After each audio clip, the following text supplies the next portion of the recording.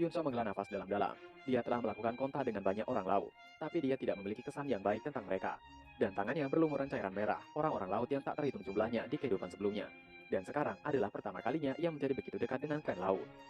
Duan Yue tiba-tiba tertawa ketika mengatakan, apakah Yun Shao enggan berpisah dengan mereka? Sekarang setelah ia melihat Yun Shao lagi, ia menemukan bahwa Yun Shao memang terlihat seperti kepala ikan itu. Mengapa tidak tinggal dan menikahi mereka? Ia dapat menjamin bahwa mereka akan membiarkan Yun Shao memiliki kepala ikan yang paling indah di klan mereka. Dan mungkin Yun Shao akan berevolusi menjadi persis sama seperti mereka dalam beberapa ratus tahun. Yun Shao menatap dengan sinis dan berkata dengan suara dingin, apalagi yang Duan Yue ketahui selain mencari kesenangan melalui Fap sendiri. Mendengar ejekan Yun Shao membuat Duan Yue semakin kesal. Balasan tajam Yun Shao seolah mencekiknya. Ia bergumam dalam hati. Ia terlalu membodohi dirinya sendiri. Dengan memprovokasi Yun Shao, Duan Yue memarahi dirinya sendiri di dalam hatinya. Sejak dia bertemu Yun Shao, dia tidak pernah berhasil mengejeknya. Tapi bukan saja dia tidak mempelajari pelajarannya, dia juga terus melakukannya berulang-ulang. Karena frustasi, Duan Yue berbalik dan duduk bersila untuk bermeditasi. Di masa lalu, tidak peduli metode apa yang dia gunakan untuk teknik kultivasi yang ia latih, dia tidak akan pernah bisa meningkatkan energinya. Namun setelah menggunakan teknik yang diajarkan Yun Shao kepadanya, meskipun sebagian besar tubuhnya masih disegel, dia dapat dengan jelas merasakan bahwa energi tubuhnya dengan mantap. Setelah segel-segel benar-benar dilepas, basis kultivasinya pasti akan ditingkatkan dengan pesat. Melihat punggung Duan Yue, Yun Shao merasa geli. Yun Shao mengatakan, sepertinya ada banyak binatang iblis tingkat rendah dan binatang laut di pulau ini. Dan yang terkuat sebenarnya adalah binatang iblis tingkat keempat. Yun Shao mencibir Duan Yue, yang kesal. Duan Yue dapat menemukan mereka dan melampiaskan amarahnya dengan itu. Duan Yue berbalik dan melototi Yun Shao, sebelum menghilang dari tempatnya di saat berikutnya. Yun Shao tersenyum dan mengangkat tangannya. Sebuah cahaya muncul di antara mereka, dan sebuah pohon muda terlihat mengambang di sana, dikelilingi oleh aliran cahaya berwarna-warni dan tampak penuh energi. Yun Shao terkekeh sendiri ketika memandangi pohon muda itu. Ia bergumam dalam hatinya, ia benar-benar memiliki keinginan untuk melahap pohon itu sekarang. Spiriti yang terkandung dalam pohon muda itu, jika ia melahapnya, basis kultivasinya dapat ditingkatkan setidaknya 3 tingkatan. Yun Shao menelan air liurnya saat dia meletakkan pohon muda itu kembali ke dalam cincin penyimpanan dengan membalik kelangannya. Ia harus menahan keinginan itu. Tidak ada jumlah spiriti yang bisa dibandingkan dengan gumpalan Great Primal Chi yang dijanjikan oleh roh pohon Kunwu. Anak pohonnya adalah pohon Dewa Kunwu. Biasanya tidak ada makhluk hidup yang bisa bertahan dalam artefak penyimpanan. Tapi roh pohon memberitahunya bahwa itu bisa dimasukkan ke dalam artefak penyimpanan apapun. Hanya saja itu tidak bisa tumbuh saat di dalam. Saat Yun Shao tengah duduk di atas sebuah batu, tiba-tiba air laut di depannya meledak. Yang darinya muncul sekelompok orang Fireface. Menginjak gelembung mereka terbang dan mendarat di pulau itu. Pemimpin mereka adalah Tie Fei. Sambil tersenyum dia mengatakan bahwa mereka hampir lupa mengembalikan harta milik Yun Shao. Sementara itu, air laut berangsur-angsur terbelah saat banyak orang Firefish menarik kereta Tiger King keluar dari air. Tidak lama kemudian, sebuah kereta Tiger King besar melayang di depan Yun Shao. Yun Shao tersenyum mengatakan, ia merasa bahagia karena Tie Fei mengingatnya. Tie Fei tersenyum malu sebelum menyelam kembali ke air bersama orang-orangnya dan menghilang. Begitu Yun Shao menyapu kereta dengan indera ilahinya, ekspresinya berubah. Dengan segera ia melompat ke atas kereta terbangnya. Setelah mengetahui apa yang ada dalam kereta itu, mulutnya menjadi cukup lebar untuk menampung semangka utuh. Banyak kristal primordial ungu dan berbagai harta bawah laut memenuhi seluruh kereta. Meskipun roci yang memancar dari mereka tidak mencengangkan seperti pohon kunwu, itu juga hampir setara, menyehatkan setiap pori-pori tubuhnya, dan merasa sangat nyaman dan menenangkan, hanya dengan berdiri di sana dan bernafas. Yun Shao bergerak ketika dia berkata, ia sangat menyesal mengorbankan dua kereta lainnya sekarang. Jika tidak, alangkah baiknya, membiarkan mereka menyitanya bersama-sama, dan dikembalikan dengan isi penuh seperti itu. MC yang gak tahu malu kayak gini, dikasih hati minta jantung. Tanpa menunggu, Yun Shao langsung memasukkan semua harta itu ke dalam cincin penyimpanannya. Tiba-tiba dia merasakan perasaan yang aneh. Dia melihat ke arah hamparan laut yang luas dan melihat udara di atas air mulai berputar sedikit, menjadi agak kabur. Yun Shao mengetahui, itu adalah kabut pelangi. Sementara itu, Duan Yue muncul di samping Yun Shao, juga melihat dari kejauhan dengan penuh semangat. Dia berbau anyir, dan sepertinya dia berhasil menangkap beberapa monster laut. Namun dia melewatkan momen ketika Tie Fei membawa harta karun. Jika tidak, dia pasti akan meminta Yun Shao untuk membagi dengannya. Dan dia akan mendapatkan setidaknya beberapa harta. Duan Yue mengatakan, akhirnya mereka bisa kembali. Wajah Duan Yue berseri-seri meskipun perjalanan itu sangat berbahaya. Keuntungannya luar biasa besar. Dia tidak hanya menerobos dan menjadi seorang martial emperor bintang 2, tapi juga menemukan cara untuk melepas segel pada dirinya sekarang. Dia tidak sabar untuk kembali. Bintik merah muda mulai perlahan muncul di udara yang mendistorsi di atas laut di kejauhan. Dari kejauhan, tampak ribuan bunga persik menghiasi langit, dan laut saat keduanya menunggu dengan tenang. Seiring berjalannya waktu, bintik-bintik merah muda itu semakin banyak jumlahnya dan warnanya menjadi semakin gelap. Segera, seluruh wilayah laut itu berkabut dan kabur seperti mimpi. Tapi secara perlahan, Duan Yue seakan kehilangan kesadarannya dan akan tertidur. Tapi tiba-tiba wajahnya ditampar oleh Yun Chao hingga memerah. Mereka tetap melihat ke arah kabut pelangi untuk menunggu mendekat. Dan Duan Yue merasakan bahwa kabut pelangi itu sangat kuat, hingga dapat mempengaruhi kesadarannya. Bahkan itu lebih kuat daripada saat mereka pertama kali tiba. Yun Chao tampak tenang. Kekuatan jiwanya saat ini sudah berada di level alkemis tingkat 4. Jadi ia tidak akan kesulitan untuk melakukan perjalanan dengan aman melalui debu kristal merah muda itu. Duan Yue segera mendesak Yun Chao untuk segera pergi. Namun Yun Chao menolaknya. Ada baiknya mereka menunggu sebentar lagi. Duan Yue tidak mengerti dengan jalan pikiran Yun Chao. Bukannya semakin banyak kabut pelangi, maka semakin stabil terowongan ruang waktu itu. Dan jika kabut berkurang, akan menjadi tidak stabil. Bukankah sekarang adalah waktu yang terbaik? Yun Chao mengangguk setuju dan mereka akan menunggu. Matanya tertuju pada kabut pelangi di depannya. Yun Chao bergumam. Memang benar ketika kabut pelangi melimpah, terowongan ruang waktu adalah yang paling stabil. Tapi itu juga saat ketika kekuatan jiwa paling banyak dikonsumsi. Membuat dan memelihara terowongan ruang waktu di kabut pelangi menghasilkan sejumlah besar kekuatan jiwa, dan itu sangat berbahaya bagi para alkemis. Jika bukan karena ada lebih sedikit debu kristal ketika mereka datang, mereka mungkin tidak akan bisa tiba di tempat sekarang dan selamat. Pada saat itu, seberkas cahaya tiba-tiba melesat ke arah kabut pelangi, dan dengan cepat menembusnya. Pupil Duan Yue mengerut saat dia berkata sambil marah. Itu adalah orang dari sekte konstelasi. Dia bersembunyi di dekat sini. Itu adalah Heng Yuan. Dengan segera Yun Chao bergerak, bahwa sekarang adalah saatnya. Selain menunggu kabut pelangi tumbuh lebih sedikit, tujuan penting Yun Chao adalah menunggu Heng Yuan muncul. Keduanya bergegas terbang menuju kabut pelangi. Saat ini Yun Chao masih mengendarai bola air karena ia masih belum dapat terbang. Sedangkan Duan Yue adalah seorang martial grandmaster bintang 7, jadi itu akan mudah untuknya terbang. Di dalam kabut pelangi, Duan Yue mengatakan bahwa itu adalah kabut pelangi yang terkuat yang pernah ia alami. Duan Yue merasakan aura kabut pelangi bertiup ke wajahnya, menyebabkan kepalanya berputar. Itu membuatnya takut, dan dia buru-buru menutupi dirinya dari kepala ke bawah dengan kekuatan jiwa, mengisolasi dirinya dari kabut pelangi. Tapi dia merasa sangat kelelahan hanya dengan melakukan itu. Yun Chao mengatakan bahwa ia akan membantu Duan Yue dengan kekuatan jiwanya. Yun Chao dengan segera melesat ke depan dengan kecepatan penuh untuk mengejar Heng Yuan. Duan Yue terkejut, ia penasaran. Apakah Yun Chao akan menghabisi Heng Yuan di tempat itu juga? Ketiganya melesat saling kejar. Yun Chao memanggil Heng Yuan untuk berhenti menunggunya. Heng Yuan terkejut mendengar suara itu. Ia menoleh untuk melihat suara itu. Tapi tiba-tiba, seekor harimau berwarna merah pekat segera meraihnya, mengaum mencoba untuk melahannya. Heng Yuan dengan segera menghindarinya. Ia menghancurkan manifestasi harimau yang berasal dari pedang Tiger Tooth milik Yun Chao. Ia berteriak, apakah Yun Chao sudah tidak waras? Apakah Yun Chao tidak mengetahui tempat itu? Apakah ingin binasa bersama di sana? Yun Chao menunjukkan pandangan tercerahkan dan mengatakan bahwa benar mereka berada dalam kabut pelangi. Heng Yuan menghela nafas lega dan mengatakan rasa syukurnya. Yun Chao tidak terlalu bodoh. Jika mereka bertarung di dalam kabut pelangi, meskipun ia juga di bawah tekanan besar, ia tidak akan kesulitan menghabisi mereka berdua terlebih dahulu sebelum melewati kabut dengan aman. Ia hanya ingin memberi Yun Chao kesempatan yang adil untuk menyelesaikan masalah mereka ketika mereka kembali ke Qinghai. Namun kata-kata Heng Yuan tidak didengarkan oleh Yun Chao. Itu membuat Heng Yuan ketakutan dan berteriak. Apakah Yun Chao benar-benar tidak mengerti apa yang ia katakan? Mengapa Yun Chao melakukan itu?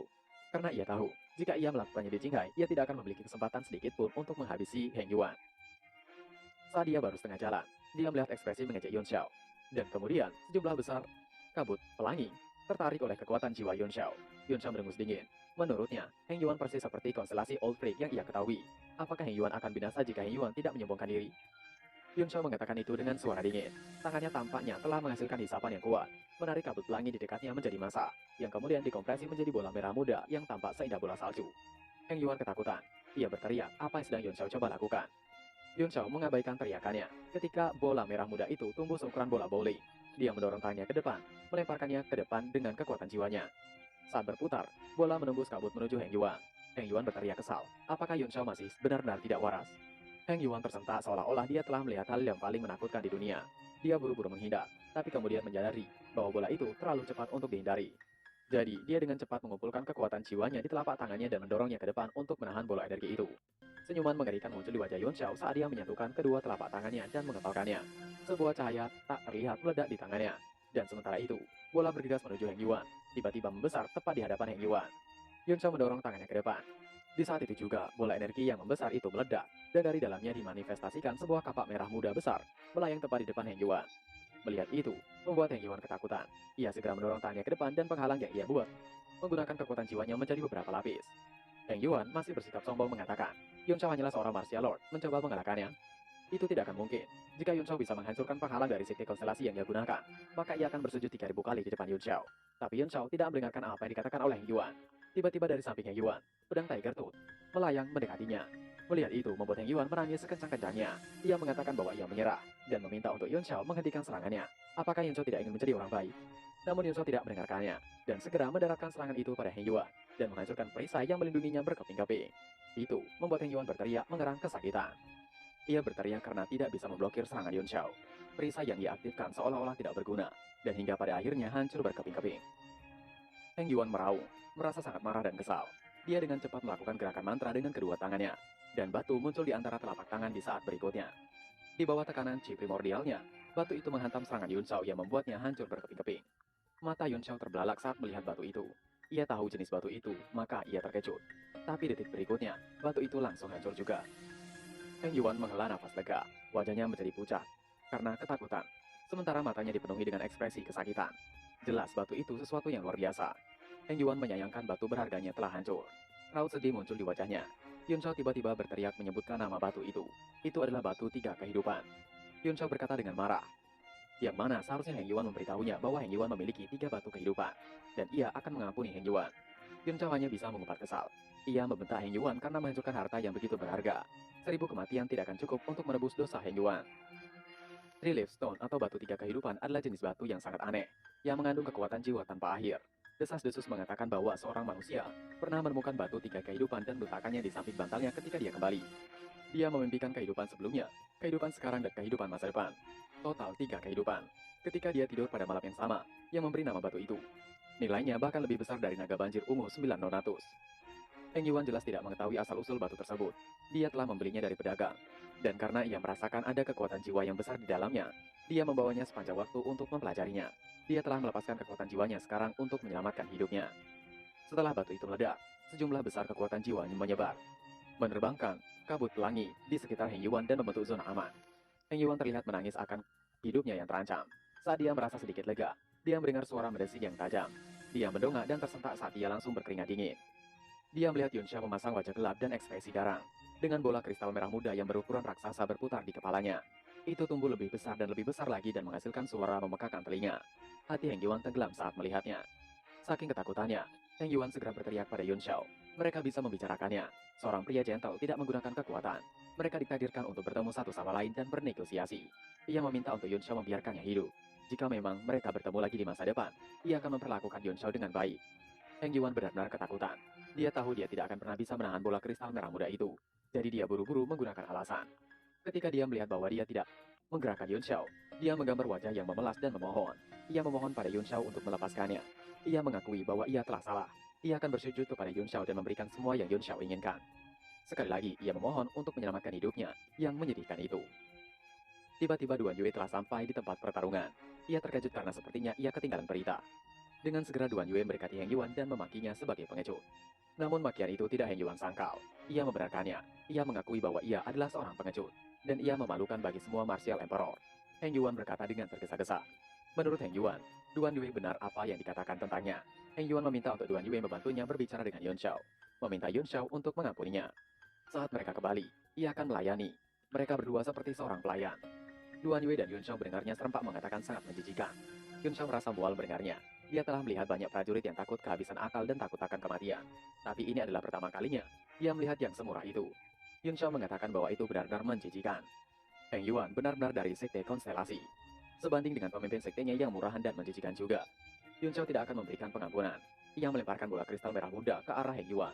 Bola kristal merah muda secara bertahap melayang ke langit. Tiba-tiba aliran kekuatan jiwa yang hebat keluar dari dahi Yun Shao dan mengenai bola kristal seperti palu. Menjatuhkannya seperti bola bisbol dan memenuhi udara. Melihat itu, hati Heng Yuan langsung tenggelam ke dalam jurang. Heng Yuan berteriak memaki Yun Shao. Ia berjanji tidak akan membiarkan Yun Shao lolos begitu saja, bahkan jika ia mati. Heng Yuan mengeratkan giginya dengan putus asa. Matanya dipenuhi dengan tatapan berbisa. Heng Yuan segera mengatakan, bukankah Yun Shao menginginkan naga banjir?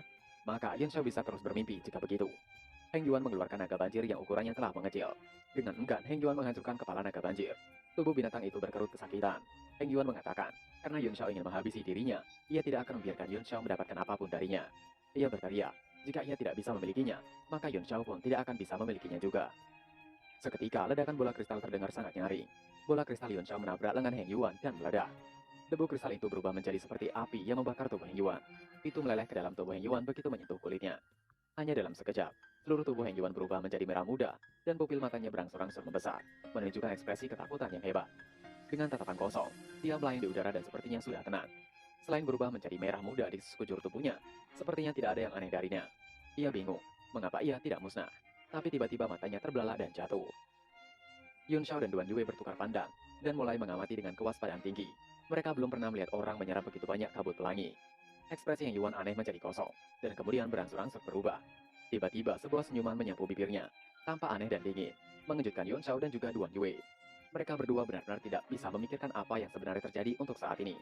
Suara tawa tiba-tiba bergema berulang kali. Itu adalah suara tawa Heng Yuan.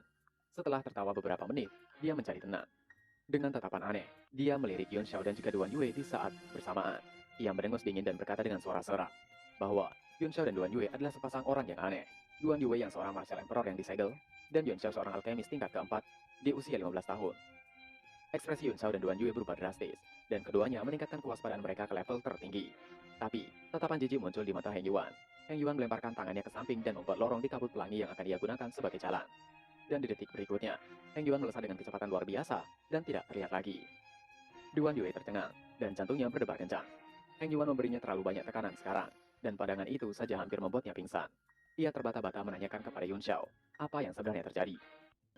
Yuan Shao tidak menjawab, ia terdiam untuk beberapa saat. Yuan Shao melihat ke arah di mana Heng Yuan menghilang. Wajah Yuan Shao berubah menjadi sangat serius saat dia mengatakan bahwa Heng Yuan telah dirasuki oleh seseorang. Duan Yue terkejut di saat ia berteriak ngeri. Apakah benar-benar ada metode jahat di dunia ini? Ia selalu berpikir itu adalah rekayasa. Yuan Shao terdiam sejenak ketika mengatakan bahwa orang yang memiliki tubuh Heng Yuan jelas memiliki kekuatan jiwa yang sangat kuat. Ia meminta Duan Yue melihat bagaimana kabut pelangi didorong belasan meter darinya, kemanapun dia pergi. Yuan Shao meneruskan, bahkan ia tidak bisa melakukan itu. Duan Yue terkejut. Kekuatan jiwa Yuan Shao pasti telah mencapai tingkat alkemis tingkat 4. Dan itu berarti kekuatan jiwa orang tersebut setidaknya berada pada tingkat alkemis kelima. Duan Yue menelan kata-katanya dan mengatakan dengan susah payah, mungkinkah orang itu adalah seorang alkemis? Yuan Shao mengangguk dan mengatakan bahwa sangat mungkin orang itu adalah alkemis. Secara umum, hanya alkemis yang akan mempraktikkan teknik seperti itu, karena jiwa mereka cukup kuat untuk meninggalkan tubuh mereka dan hidup secara mandiri. Yuan Shao kemudian ingat bahwa dia juga telah berinkarnasi di Tianshui setelah kematiannya di pegunungan Tiandang. Tapi itu pasti karena teknik ilahi ekspansi besar. Great Tian yang sangat luas, dan tidak ada orang yang bisa menjamin bahwa tidak ada teknik kultivasi lain yang lebih ajaib daripada teknik ilahi ekspansi besar. Orang itu memberi Yuan Shao rasa ancaman yang sangat kuat. Untungnya, Heng Yuan terlalu meremehkan Yuan Shao dan Duan Yue. Jika tidak, mereka tidak akan bisa kembali ke Qinghai. Yuan Shao menghela nafas dalam-dalam. Ia mengatakan bahwa orang itu seharusnya hidup dalam kabut pelangi dalam bentuk jiwa, sampai dia merasuki tubuh Heng Yuan dan mengambil talinya. Dunia ini begitu besar sehingga segala sesuatu yang aneh mungkin terjadi. Semakin banyak Duan Yue mendengarkan, semakin terkejut dia. Dengan ketakutan ia mengatakan akankah ada jiwa-jiwa lain yang hidup dalam kabut pelangi itu? Yuan Shao menimpali bahwa tidak ada yang tahu. Yuan Shao mengatakan bahwa mereka cukup beruntung. Orang itu tidak mengejar mereka. Sebaiknya mereka berdua segera mencari naga banjir yang dihancurkan oleh Heng Yuan tadi. Karena itu sangat berharga. Yuan Shao segera melesat pergi, meninggalkan Duan Yue di sana. Karena ketakutan, Duan Yue berteriak untuk menunggunya, dan dia buru-buru terbang mengejar Yuan Shao. Sepanjang jalan, Duan Yue dalam keadaan ketakutan, karena dia merasa seolah-olah jiwa-jiwa yang berkeliaran sedang menatapnya di mana-mana. Setelah tidak jauh, Yuan Shao menemukan naga banjir. Kepalanya benar-benar hancur, hanya menyisakan tubuhnya saja, yang sudah berubah menjadi merah muda. Dia tidak berani menyentuhnya dengan tangan, jadi dia membuang beberapa segel mantra dan memasukkannya ke dalam cincin penyimpanannya. Dengan hati-hati, mereka melewati kabut pelangi. Tidak ada yang terjadi setelah itu, dan mereka segera keluar dari kabut untuk melihat laut biru yang luas. Duan Yue menarik nafas dalam-dalam dan meraung gembira. Akhirnya, ia kembali. Suaranya menyebar dengan kuat dan mengguncang laut, memicu gelombang besar yang menggulung ke kejauhan. Tiba-tiba ada suara yang mengejutkan mereka, yang mana suara itu mengatakan, siapa yang membuat kebisingan dan mengganggu perburuan sekte Infinity? Yuan Shao dan Duan Yue menoleh ke belakang dan mendapati adanya kapal-kapal terbang di atas mereka. Duan Yue tertawa bahagia ketika mendengar nama sekte Infinity, karena itu menandakan ia benar-benar telah kembali dan sampai di Qinghai. Duan Yue sekali lagi tertawa terbahak-bahak. Seorang pria berteriak dengan marah. Ia tidak percaya Duan Yue masih tertawa. Apakah Duan Yue tahu berapa banyak waktu yang mereka habiskan untuk bersiap menghabisi sapi emas? Hanya persiapannya saja yang memakan waktu 3 bulan, belum lagi bahan dan dari rahasia yang tak terhitung jumlahnya yang terlibat. Tapi, auman Duan Yue telah menghancurkan segalanya. Pria itu mencoba meminta pertanggungjawaban Duan Yue. Bagaimana Duan Yue ingin memberikan kompensasi kepada mereka. Mata Duan Yue menjadi dingin, dan sedikit senyuman muncul di sudut mulutnya. Ia mengatakan, apakah mereka ingin kompensasi? Dengan segera seorang wanita di antara orang sekte Infinity langsung membungkam mulut rekannya tadi. Dia tidak bisa merasakan basis kultivasi Duan Yue, yang hanya berarti bahwa kekuatan orang asing itu jauh lebih besar dari mereka. Keringat dingin langsung bercucuran di dahinya. Dia naik dan menarik pria pertama kembali saat dia mengedipkan matanya dan berkata dengan hati-hati pada Duan Yue. Ia meminta kemurahan hati Duan Yue agar tidak terganggu oleh apa yang dikatakan oleh rekannya tadi. Mereka memang telah menghabiskan banyak upaya dalam persiapan untuk berburu sapi emas, dan mereka merasa sakit melihat semua kerja keras mereka hancur. Namun itu tidak ada hubungannya dengan Duan Yue. Mereka hanya kurang beruntung. Pria tadi mendengus tampaknya tidak yakin dan mengatakan dengan marah. Mereka telah membeli ribuan jimat tak terhitung dan tak terlihat hanya untuk menyembunyikan 10 kereta terbang mereka. Wanita tadi kesal dan menunjang wajah rekannya yang tidak bisa menilai keadaan. Tapi terlambat, wanita itu merasakan tekanan yang besar berasal dari Duan Yue. Duan Yue melayang ke atas lebih tinggi. Itu mengejutkan dan membuat panik semua orang. Aura Duan Yue lebih kuat dari yang mereka duga. Pria yang berbicara itu sangat ketakutan hingga dia mundur berulang kali, sambil mengurus pedangnya dan membuka segelnya dalam sekejap. Orang-orang yang lainnya tidak tinggal diam. Mereka berusaha melarikan diri dengan kecepatan penuh menuju kereta. Berniat untuk bergabung dengan kekuatan mereka untuk meningkatkan peluang mereka guna untuk menang. Berburu sapi emas, mereka telah berlatih teknik terpadu berkali-kali. Selama mereka bisa kembali ke kereta mereka, mereka akan mendapatkan pertahanan hidup mereka. Ketika Duan Yue telah mendapatkan ketinggian yang ia inginkan, Duan Yue mengangkat tangannya. Masa api putih berangsur-angsur muncul di telapak tangannya, dan perlahan membentang lebih lama ke Heavenly Halberd, sambil memancarkan aura menakutkan. Salah satu pria itu tersentak melihat Duan Yue. Ia mengatakan sepertinya Duan Yue akan menghancurkan kereta mereka. Sedangkan wanita tadi mencoba untuk menenangkan Duan Yue. Ia menanyakan alasan Duan Yue ingin menghabisi mereka, sedangkan mereka sama sekali tidak mengenal. Duan Yue menutup telinga terhadap mereka dan mendorong tangan kanannya ke bawah. Segera, Heavenly Halberd berubah menjadi seberkas cahaya dan melesat lurus ke bawah. Orang dari sekte Infinity sudah bersiap akan kemungkinan buruk yang terjadi, tapi serangan Duan Yue hanya melewati mereka. Seketika, seekor monster lautan seperti sapi melompat keluar dari dalam air ketika serangan Duan Yue tepat berada di depan matanya. Sapi laut berukuran raksasa itu menyerang terbang ke arah Duan Yue. Orang-orang dari sekte Infinity terbelalak melihat ukuran sapi laut yang begitu besar terbang di hadapan mata mereka. Sapi laut emas itu menggunakan pelindungnya untuk mencegah serangan Duan Yue menembus tubuhnya. Namun sayang, penghalang itu tidak cukup kuat. Halberd Duan Yue menembusnya dan menghujam kepala sapi emas itu di udara. Adegan slow motion seakan diperlihatkan, dan akhirnya sapi emas itu terlempar kembali ke dalam laut setelah dikalahkan. Duan Yue mendengus. Menurutnya itu sedikit sulit karena api putihnya tidak meledak. Para murid sekte Infinity mulai panik. Mereka tidak percaya bahwa kekuatan Duan Yue begitu mengerikan. Mereka dengan tidak pintarnya mencoba menggabungkan kekuatan untuk melawan Duan Yue. Tapi untungnya mereka tidak dapat melakukannya, atau mereka akan menjadi asap sekarang. Gumpalan asap putih bercampur dengan gumpalan cairan merah mulai menyebar di permukaan air. Bahkan, sementara itu, hembusan angin laut menyebarkan asapnya, memperlihatkan seekor sapi emas besar mengambang di lautan. Ada luka besar di kepalanya. Semua murid dari sekte Infinity tidak percaya. Duan Yue mengalahkan monster laut itu hanya dengan satu serangan. Pujian terus terdengar di telinga Duan Yue. Itu telah membalikan suasana hatinya menjadi sedikit bahagia. Duan Yue mengatakan, apakah sapi emas itu cukup untuk memberi mereka kompensasi seperti yang mereka katakan di awal? Kedua murid itu terkejut ketakutan. Murid wanita itu mengatakan untuk Duan Yue tidak bercanda. Sapi itu dikalahkan oleh Duan Yue. Mereka tidak bisa menerimanya begitu saja. Yang perlu Duan Yue lakukan adalah melepaskan mereka saja. Duan Yue seolah bersikap keren mengatakan, dia bukan pengganggu, dan meminta mereka segera membawanya dan pergi dari sana. Murid pria tadi sepertinya mengetahui identitas Duan Yue dan mengatakan, bukankah Duan Yue telah binasa di lautan? Duan Yue marah dan mengeratkan giginya.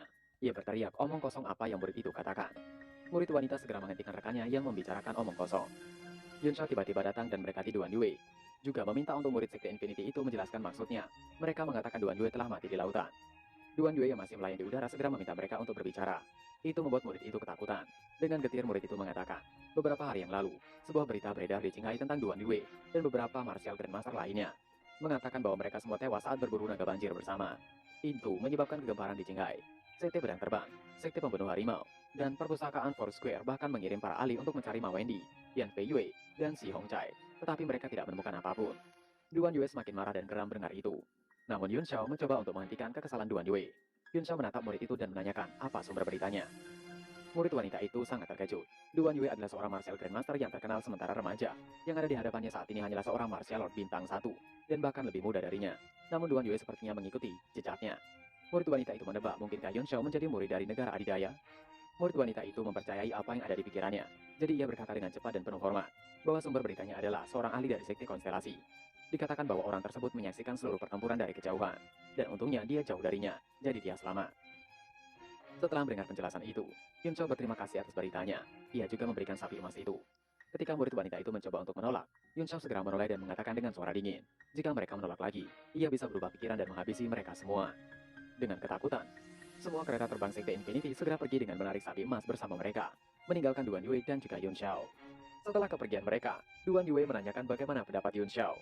Haruskah mereka menyebarkan kisah permusuhan antara sekte konstelasi terhadap para pembunuh lainnya? Duan Yue berbalik dan menatap Yun Xiao. Samar-samar dia menganggap yang terakhir sebagai tulang punggungnya. Meskipun dia masih berdebat dengan yang lain, setelah menghabiskan beberapa waktu bersama, hatinya sudah dipenuhi dengan kekaguman pada Yun Xiao. Namun Duan Yue masih memanggil Yun Xiao dengan sebutan Na, hingga membuat Yun Xiao mengernyit. Yun Xiao menyarankan untuk Duan Yue memanggilnya dengan sebutan Tuan Muda Yun. Duan Wei mengutuk Yun Shao dan berteriak, bisakah setidaknya Yun Shao menunjukkan sedikit rasa hormat kepada senior dalam seni bela diri? Bagaimanapun, dirinya adalah seorang martial emperor bintang 2, dan ia dianggap sebagai tokoh tertinggi yang terkenal di Sky Fragrance. Bagaimana Yun Shao bisa begitu tidak sopan kepadanya? Namun pada akhirnya, Duan Wei tidak memiliki pilihan lain selain memanggil Yun Shao dengan sebutan Tuan Muda Yun. Namun ekspresinya penuh dengan ejekan dan tidak ada keikhlasan dalam menggunakan panggilan itu untuk Yun Shao.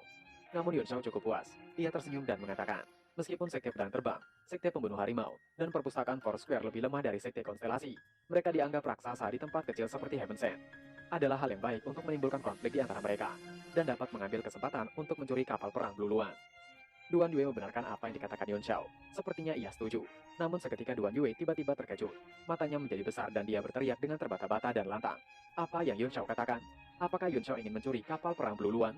Apakah Yun Shao tidak waras? Itu adalah kapal perang tingkat 6. Itu terlihat seperti istana dan tak terbendung. Bahkan jika Yun Shao berhasil mencurinya, sekte konstelasi akan memburu mereka berdua sampai ke ujung dunia. Belum lagi, tidak mungkin Yun Shao bisa mengambilnya. Ketika Duan Yue berteriak bagai orang tidak waras, Yun Shao masih dengan seksama mendengarkannya, dan tidak mengatakan hal apapun. Yun Shao menipali bahwa Duan Yue terlalu meremehkan sekte konstelasi. Kapal perang Blue-Luan bukan apa-apa bagi mereka. Bahkan jika mereka mengirim seseorang untuk memburu mereka berdua, itu paling-paling demi wajah mereka saja. Dengan mengatakan itu, wajah Yun Shao menjadi gelap dan meneruskan. Untuk menyelamatkan Duan Yue, ia kehilangan 3 kereta Tiger King. Tetapi Duan Yue tidak pernah mengungkapkan rasa terima kasih sedikit pun. Dan sekarang, membuat keributan ketika ia hanya meminta Duan Yue untuk sedikit memberinya kompensasi. Dengan kesal Duan Yue mengatakan, ia akan memikirkan cara untuk mendapatkan kembali 3 kereta Tiger King. Duan Yue takut untuk melakukan apa yang Yun Shao rencanakan, karena sekte konstelasi adalah eksistensi yang lumayan mengerikan. Yun Shao menanggapi dengan nada mengejek. Menurut Teng Yuan, prajurit terkuat dari sekte konstelasi di Qinghai, hanyalah seorang martial emperor bintang 1 bernama Xu Feng. Duan Yue dapat membuka segel miliknya selama 1 jam, yang lebih dari cukup untuk menghabisi Xu Feng. Adapun kapal perang Blue-Luan, ia akan memikirkan cara untuk mengendalikannya. Wajah Duan Yue berkedip saat dia mengatakan, jika mereka berdua benar-benar menghabisi Xu Feng dan mengambil kapal perang Blue-Luan, mereka akan benar-benar bertentangan dengan sekte konstelasi. Ia khawatir, tidak akan ada banyak ruang bagi mereka di seluruh daratan Yanwu setelah itu. Tidak ada lelucon tentang itu. Ia menyarankan Yun Shao untuk sebaiknya berpikir 2 kali. Namun sepertinya Yun Shao masih tidak mendengarkan apa yang dikatakan oleh Duan Yue. Ia mengingatkan Duan Yue bahwa Duan Yue adalah orang yang ingin dihabisi oleh sekte konstelasi pada awalnya. Sekarang Heng Yuan telah menghilang, tetapi Duan Yue masih hidup. Mereka pasti akan datang kepada Duan Yue bahkan jika dia tidak memprovokasi mereka. Duan Yue yang perlu berpikir 2 kali. Itu langsung menggoda Duan Yue. Sekte konstelasi tidak pernah ragu mengirim orang untuk menghabisi Duan Yue. Jadi mengapa dia tidak bisa melawan? Dan karena dia masih hidup, mereka tidak akan membiarkan dia pergi begitu saja. Tetapi dia masih khawatir. Duan Yue mulai melunak mengatakan, dikatakan bahwa kapal perang Blue-Luan dapat meminjamkan kekuatan langit dan bumi, dan serangan kekuatan penuh yang dilepaskan darinya dapat langsung menghabisi bahkan seorang martial emperor. Dengan menghela nafas, Yun Shao mengatakan untuk Duan Yue tidak perlu khawatir. Duan Yue hanya harus fokus berurusan dengan Xu Feng. Kapal perang Blue-Luan puncak memang memiliki kekuatan seperti itu, tetapi membutuhkan 6 alkemis tingkat ketiga untuk mengendalikan array di dalamnya guna mencapai kekuatan itu. Sangat disayangkan bahwa yang dimiliki oleh sekte konstelasi di Qinghai hanyalah kapal perang yang rusak. Itu tidak bisa digunakan untuk menakut-nakuti orang. Tapi hanya dalam mimpi, kekuatan penuhnya bisa dimainkan. Mata Duan Yue berkedip saat dia mendengarkan. Suara Yun Shao yang sebelumnya masih terngiang di kepalanya. Dengan segera akhirnya ia menyetujui. Ia akan berhati-hati terhadap angin dan melakukan yang terbaik bersama Yun Shao. Sekte konstelasi yang mengkhianati dirinya terlebih dahulu, jadi mereka tidak bisa menyalahkannya untuk hal yang akan terjadi. Setelahnya, mereka segera melesat terbang dengan kecepatan penuh menuju kota Qinghai. 2 hari kemudian, dengan segera kisah sekte konstelasi mengirim orang untuk menghabisi Ma Wendy dan yang lainnya, dan merebut naga banjir ungu menyebar seperti api di seluruh Qinghai. Hanya dalam setengah hari, sekte pedang terbang, sekte pembunuh harimau dan perpustakaan Foursquare mengirim seorang ahli. Di kota Qinghai, banyak orang yang bergosip tentang itu. Banyak yang tidak menyangka Ma Wendy dan yang lainnya dihabisi oleh orang-orang yang dikirim sekte konstelasi. Itu adalah berita yang mengejutkan mereka. Ma Wendy dan yang lainnya adalah seorang martial grandmaster, dan masing-masing dari mereka adalah orang dengan kemampuan yang luar biasa. Namun semuanya sudah dihabisi. Namun ada juga yang skeptis tentang hal itu. Sekte konstelasi sangat kuat, tetapi fondasi mereka sama sekali bukan di selatan. Jadi mengapa mereka menyinggung tirani lokal seperti itu? Itu terlalu tidak bijaksana. Dan bahkan sesaat, orang-orang di Qinghai juga mendengar kabar yang tidak sedap, di mana mereka juga mendapatkan kabar tentang pemimpin sekte konstelasi adalah orang cabul. Pemimpin itu sudah berusia ratusan tahun, namun masih mencari gadis muda yang berusia belasan tahun. Pembicaraan tentang sekte konstelasi terus terjadi di kota Qinghai, menyebar dari mulut ke mulut. Itu adalah tabu terbesar di Qinghai untuk menghabisi seseorang dan merebut harta mereka. Hampir semua prajurit di Qinghai adalah pemburu, dan yang paling mereka takuti adalah seseorang menyelinap menyerang mereka saat mereka berburu. Jika ada yang melakukan itu dan dipelajari oleh orang lain, orang itu akan dihina oleh seluruh Qinghai. Setelah berita menyebar, Sekte Pedang Terbang, Sekte Pembunuh Harimau dan Perpustakaan Foursquare mulai mengirim sejumlah besar ahli ke Qinghai, hanya dalam waktu setengah hari. Dikatakan bahwa bahkan ada seorang Martial Emperor di antara mereka. Situasi di Qinghai tiba-tiba menjadi tegang. Sekte menyusutkan jangkauan kegiatan mereka, dan pemburu independen jarang pergi ke laut. Suasana ketidakpastian menyelimuti kota Qinghai, dan untuk sesaat, bahkan jalan pun mulai kosong. Berpindah di dalam kapal perang Bluluan, para alkemis yang bertanggung jawab untuk memperbaiki beberapa area serangan. Sekte konstelasi adalah eksistensi tertinggi di Qinghai. Jadi, area ofensif kapal perang telah diabaikan untuk waktu yang lama. Sekarang mereka harus segera diperbaiki. Para alkemis sudah sangat lelah dari semua pekerjaan. Ada juga sejumlah besar alkemis yang tersebar di tempat lain untuk melakukan pekerjaan restorasi. Seluruh kapal perang tampak sibuk. Seseorang mengatakan bahwa kapal perang Bluluan itu sangat gila. Dengan mereka berempat bekerja sama dan begitu banyak bahan, mereka hanya berhasil memulihkan satu array. Sulit untuk membayangkan seberapa kuat alkemis yang menyempurnakan kapal perang itu. Seseorang yang lainnya menanggapi dengan enggan. Menurutnya, setidaknya beberapa atau bahkan lusinan alkemis tingkat 6 untuk memperbaiki kapal sebesar itu. Jika bukan karena mereka memiliki diagram array, apakah beberapa dari mereka dapat mengembalikan arraynya? Memperbaiki kapal perang Bluluan pasti pemandangan yang megah dan menarik untuk dilihat. Ia bahkan berharap bisa memiliki kesempatan untuk menyaksikannya. Saat mereka tengah sibuk, berbincang dan melakukan berbagai perbaikan array, tiba-tiba seseorang tertawa di belakang mereka dan mengatakan, jika bakat mereka luar biasa. Para alkemis terkejut, dan mereka semua berbalik. Ucapan terakhir tidak diucapkan oleh salah seorang dari mereka, melainkan diteruskan oleh seorang pemuda yang tersenyum berdiri tidak jauh. Ekspresi seorang alkemis berubah drastis, dan dia berteriak, siapa Yun Shao dan bagaimana bisa masuk ke dalam kapal? Yun Shao tidak menghiraukan mereka dan hanya bergumam. Bahkan keadaan kapal itu jauh lebih buruk dari yang ia bayangkan. Di sisi lain kapal yang tidak jauh dari Yun Shao, ada beberapa prajurit yang berjaga. Wajah mereka di ruangan itu juga berubah. Dengan segera mereka mengepung Yun Shao dalam sekejap. Masing-masing mengeluarkan senjata yang tampak waspada. Mereka berempat semuanya adalah Martial Lord Bintang 8, tapi tidak satu pun dari mereka yang menemukan jejak Yun Shao. Jadi, meskipun auranya hanya ada dalam Martial Lord Bintang 1, mereka tidak berani meremehkan Yun Shao. Salah satu prajurit meminta untuk Yun Shao berhenti di tempat. Apakah Yun Shao tidak tahu bahwa itu adalah kapal Bluluan? Tempat ini adalah area kontrol pusat kapal perang Bluluan. Dengan tidak hanya array hover utama, tapi juga lebih dari 300 array tambahan. Masing-masing terhubung satu sama lain. Itu adalah area terpenting di kapal. Bagaimana bisa Yun Shao sampai di tempat itu? Yun Shao mencibir prajurit itu. Apakah mereka tidak malu untuk mengatakan hal itu kepadanya? Jika ia tidak berbicara, bahkan mereka tidak akan mengetahui bahwa ia ada di dalam kapal itu. Dalam hati Yun Shao bergumam bahwa mereka adalah seorang Martial Lord Bintang 8. Saat suasana tegang, tiba-tiba seorang alkemis berteriak. Ia mengingat Yun Shao. Yun Shao adalah anak laki-laki dari perusahaan dagang yang membawa kristal primordial. Yun Shao melirik alkemis itu dan mengatakan, jika sepertinya alkemis itu memiliki ingatan yang bagus, itu sebabnya ia mengatakan bahwa alkemis itu memiliki bakat dan potensi yang bagus. Bekerja keras dan berjuang untuk kesempatan pergi ke lautan formasi jiwa di masa depan. Yun Shao meminta untuk mereka para prajurit menyingkir. Ia ingin mempelajari array utama kapal. Sambil tersenyum, Yun Shao berjalan menuju barisan utama. Namun seorang prajurit tidak membiarkan Yun Shao begitu saja. Prajurit itu melesat dengan menghunuskan pedangnya ke arah Yun Shao. Namun Yun Shao tidak bereaksi dengan begitu agresif. Ia hanya menghela nafasnya. Tidak hanya seorang prajurit, namun kini ketiganya mulai mengepung Yun Shao dengan menggunakan senjata mereka. Mereka mulai menyerang. Namun, apesnya, mereka bukanlah tandingan Yun Shao. Walaupun mereka memiliki basis kultivasi yang lebih tinggi pada Yun Shao. Pukulan tangan Yun Shao mendarat pada salah satu prajurit itu. Serangan demi serangan terus berusaha mencapai Yun Shao. Namun, tidak ada serangan satupun yang mampu menghantam Yun Shao. Tiba-tiba dari arah belakang atas Yun Shao, salah seorang prajurit melompat dan berteriak. Ia telah mengumpulkan kekuatannya dalam palunya. Ia segera mengayunkan palunya yang dipenuhi dengan kekuatan itu. Yun Shao yang mendengarkan teriakan prajurit itu bergumam dalam hati. Mengapa berteriak ketika akan melakukan serangan diam-diam seperti itu? Pada saat itu, palu jatuh, berukuran 2 kali lipat saat menghantam tepat di belakang kepala Yun Shao. Suara dentangan terdengar nyaring. Palu itu bergetar dan berdengung, seolah-olah menabrak logam. Prajurit itu terus menekan Yun Shao, namun tiba-tiba terdengar suara yang hancur. Yun Shao berubah menjadi merah cerah.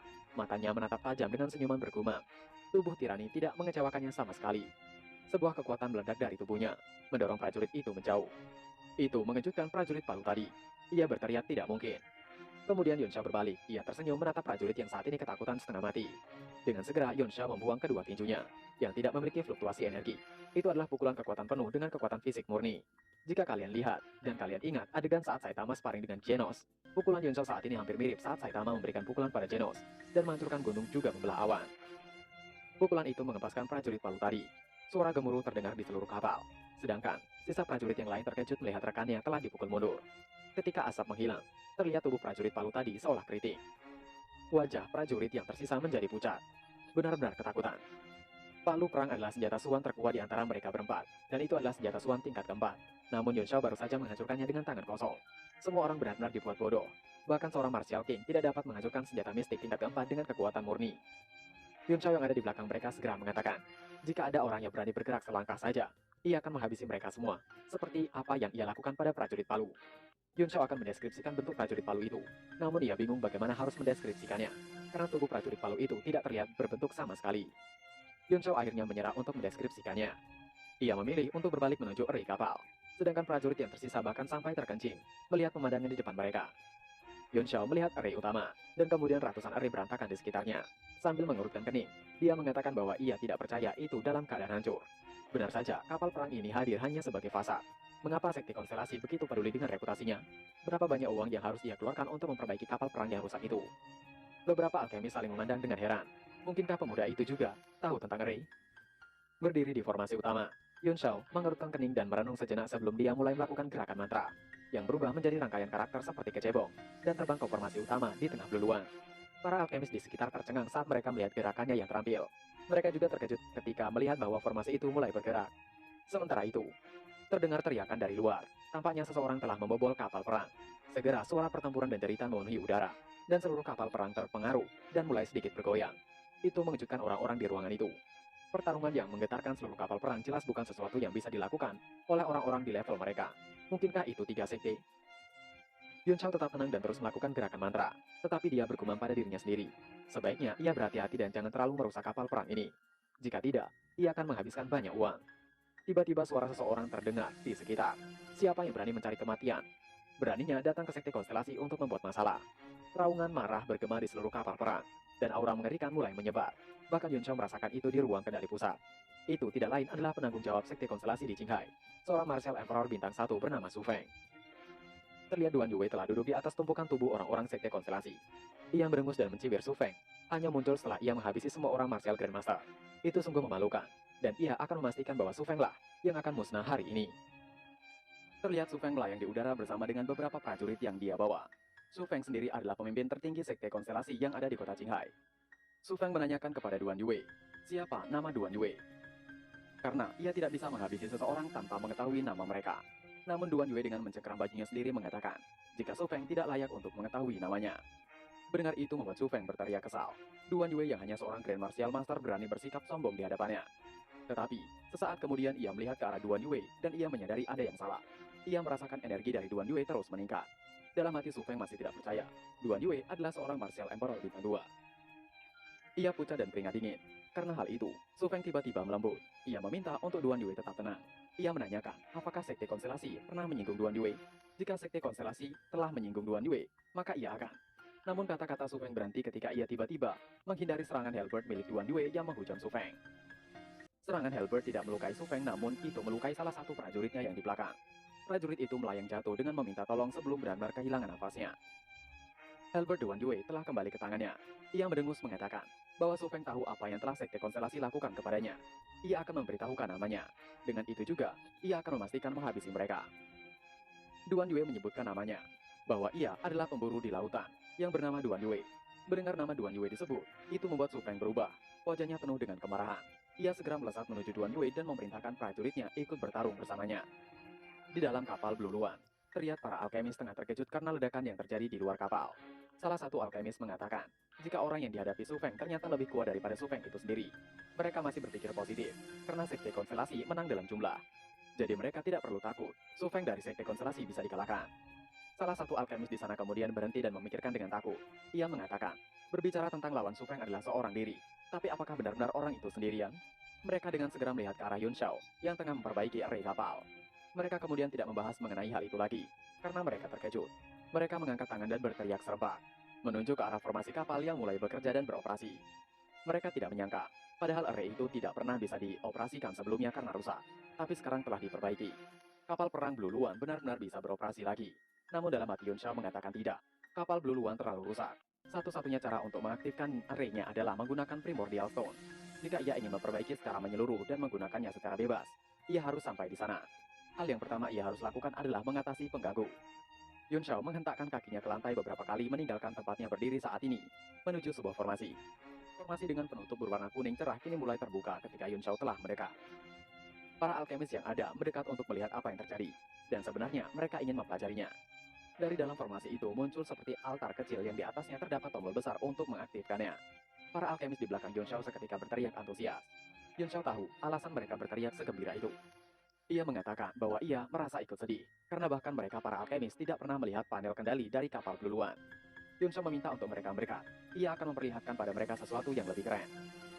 Prajurit yang telah Yun Shao kalahkan tadi, merencanakan untuk menyerang Yun Shao dan membalaskan rasa malu mereka. Ketiga prajurit itu segera melompat ke arah Yun Shao dengan senjata mereka dan berusaha untuk menghabisi Yun Shao. Namun naas, di saat bersamaan, Yun Shao menekan tombol kendali kapal Bluluan yang seketika memancarkan sinar hijau, cerah yang sangat besar. Dan sinar itu seketika menghantam ketiga prajurit dengan melelehkan ketiganya juga. Para alkemis yang ada di sana tentu terkejut. Dua senjata terjatuh di lantai kapal, dan para alkemis masih shock dan juga bingung. Sebenarnya apa yang sedang terjadi? Bagaimana sinar hijau itu mengubah ketiga prajurit menjadi cairan? Apa sebenarnya cahaya hijau tadi? Yun Shao yang sedang memegang kendali kapal itu segera memasukkan kedua senjata milik prajurit tadi. Itu adalah senjata Suan tingkat 3. Yun Shao merasa mendapatkan rezeki nomplok. Berpindah di pertarungan Duan Yue melawan Su Feng. Su Feng berteriak untuk semuanya menghajar dan memberikan serangan terbaik mereka pada Duan Yue. Duan Yue berjuang keras dengan Su Feng dan selusin Martial Grandmaster. Dia berujung di bawah serangan gabungan mereka, dan sangat sulit baginya untuk mengalahkan mereka. Tetapi dia tidak punya masalah dalam menjaga dirinya tetap aman. Namun, dia berangsur-angsur menjadi cemas, karena dia hanya bisa membuka segel selama 1 jam. Dan begitu waktunya habis, dia pasti akan segera dihabisi. Tetapi pada saat itu, cahaya hijau menyebar dengan kecepatan yang sangat cepat. Di tengah tatapan terkejut semua orang, siapapun yang bersentuhan dengannya langsung terpental dan terlempar keluar dari kapal perang. Tidak terkecuali Su Feng. Dia menggunakan kekuatannya sebagai Martial Emperor, tetapi itu hanya memberinya beberapa saat tambahan. Dan kemudian dia dikeluarkan juga. Tidak ada yang terjadi pada Duan Yue, dan dia masih berdiri kokoh di dalam kapal perang. Dia segera menyadari bahwa Yun Shao telah berhasil. Sinar hijau dari dalam kapal Bluluan kini semakin membesar, mengempaskan orang-orang sekte konstelasi hingga tidak bisa berbuat apapun lagi. Di saat berikutnya, cahaya berwarna hijau tadi telah melindungi kapal Bluluan sepenuhnya. Duan Yue tertawa terbahak-bahak mengetahui Yun Shao mendapatkan kapalnya. Karena hal itu juga, orang-orang dari sekte konstelasi dilempar keluar dari dalam kapal. Su Feng yang melayang di luar atas kapal Bluluan bersama dengan orang-orangnya mengatakan, Duan Yue pasti memiliki rekan. Su Feng berteriak dengan marah dan bercampur dengan rasa cemas di hatinya. Jika sesuatu terjadi pada kapal Bluluan, para atasan akan datang dan menghukum mereka. Dengan segera, ia memerintahkan yang lain, segera menggunakan semua kekuatan yang ada dan yang tersisa. Gunakan untuk menghancurkan pencuri itu yang ada di dalam kapal. Setelah mendengar perintah Su Feng, kerumunan tidak memiliki keraguan lagi. Masing-masing dari mereka mengeluarkan senjatanya untuk menghancurkan penghalang itu. Cahaya terang berkelap-kelip dan berkedip sejenak saat selusin sinar menghujami kapal perang Bluluan. Duan Yue yang ada di dalam dengan memandangi penghalang tengah berkedip karena serangan dari luar bergumam dalam hati. Serangan itu datang dengan begitu banyak, sehingga dia akan kesulitan menghadapinya bahkan jika dia memiliki kekuatan puncak. Ia melirik ke dalam kapal dan melanjutkan. Ia berharap Yun Shao memiliki rencana yang lain.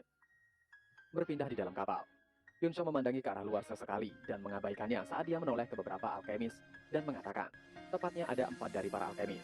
Yun Shao meminta mereka datang membantunya. Devil's Stone Formation hanya dapat diaktifkan oleh 4 orang yang bekerja sama. Para alkemis terkejut dan tiba-tiba ketakutan. Dengan ragu-ragu salah satu alkemis, mengapa Yun Shao meminta mereka harus membantunya? The Devil's Stone Formation adalah pertahanan utama dari kapal Bluluan, tapi itu telah benar-benar rusak. Yun Shao berkata dengan kesal, bagaimana mereka berani mengatakan itu? Ia tengah mengalami kesulitan membajak kapal perang, tapi ternyata kapal perang itu hanyalah sampah. Tidak bisakah mereka melihat ia telah bekerja sangat keras untuk memperbaikinya? Dengan membentak, Yun Shao segera memerintahkan para alkemis untuk membantu. Teriakan Yun Shao membuat 4 alkemis ketakutan, dan mereka berjalan sambil gemetaran. Mereka juga penasaran dan tidak berani mempercayai bahwa susunan serangan utama dapat diperbaiki dengan mudah. Mereka berbisik sendiri dengan enggan. Apakah untungnya bagi mereka membantu Yun Shao? Namun mereka tidak mengatakan dengan lantang karena takut kepada Yun Shao. Begitu mereka berkumpul di sekitar Yun Shao, mata mereka melebar dan berbinar, seolah-olah mereka baru saja melihat meja yang penuh dengan makanan lezat. Para alkemis itu mulai mencatat apa yang akan Yun Shao katakan, yang mana Yun Shao akan mengajari mereka teknik mengendalikan Array Devil Stone Formation. Mereka hanya memiliki waktu 10 nafas untuk memahaminya. Jika ada yang tidak beres, ia akan menghabisi mereka bergiliran.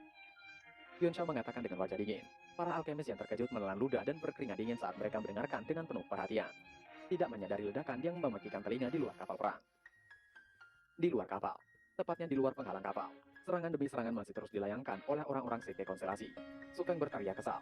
Bukankah formasi penghalang itu telah rusak selama beberapa dekade dan tidak bisa diperbaiki? Tapi sekarang malah baik-baik saja. Siapa yang telah berhasil memperbaikinya? Seseorang menanggapi perkataan Su Feng, bahwa tidak mungkin ada yang bisa memperbaiki formasi itu. Siapa yang memiliki banyak primordial stone untuk memperbaikinya? Tiba-tiba penghalang itu hancur dan membuat sebuah lubang besar. Su Feng dengan segera memerintahkan orangnya untuk segera masuk dan tangkap orang yang ada dalam kapal, dan yang telah memperbaiki kapal itu. Tapi saat kata-katanya belum selesai, sebuah serangan dari orang Su Feng sendiri melesat hampir menghantam Su Feng. Su Feng menoleh untuk melihat orang itu dengan tatapan kesal. Orang itu ketakutan dan terbata-bata mengatakan bahwa ia tidak sengaja melakukan serangan. Serangannya tidak bisa ia hentikan. Su Feng dengan geram memperingatkan, jika kapal itu sampai kenapa-kenapa karena serangan tadi, ia akan meminta kepala orang itu. Orang itu langsung menangis ketakutan. Dalam hatinya mengatakan, bukankah itu tidak adil? Tanpa menunda lagi, mereka segera melesat masuk ke dalam celah penghalang untuk menangkap Yun Chao dan juga Duan Yue. Tiba-tiba dari kapal perang terdengar suara rengekan, seolah-olah seseorang sedang meniup klakson. Melayang, nyaris tidak terdengar, dan sangat tidak enak di telinga. Cahaya hijau juga terlihat semakin luas dan semakin menyebar. Su Feng yang mengetahui itu dalam hati bergumam. Bukankah itu adalah Devil's Stone Formation? Semua orang yang berada di ranah Martial Grandmaster seketika berteriak kesakitan. Cairan merah segera keluar dari lubang di kepala mereka. Su Feng juga terkena dampaknya. Ia memegang kepalanya dengan erat. Rasa sakit yang tak tertahankan benar-benar ia rasakan. Kepalanya seolah-olah akan hancur. Setelah itu, tidak ada lagi pertarungan yang terjadi di dalam kapal maupun di luar kapal. Dari kejauhan, hanya terlihat kapal Blue Luan yang melayang dengan penghalang yang rusak.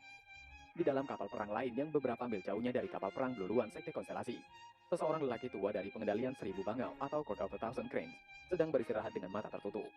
Di bawahnya, duduk dua barisan prajurit yang sedang mendiskusikan sesuatu dengan suara rendah.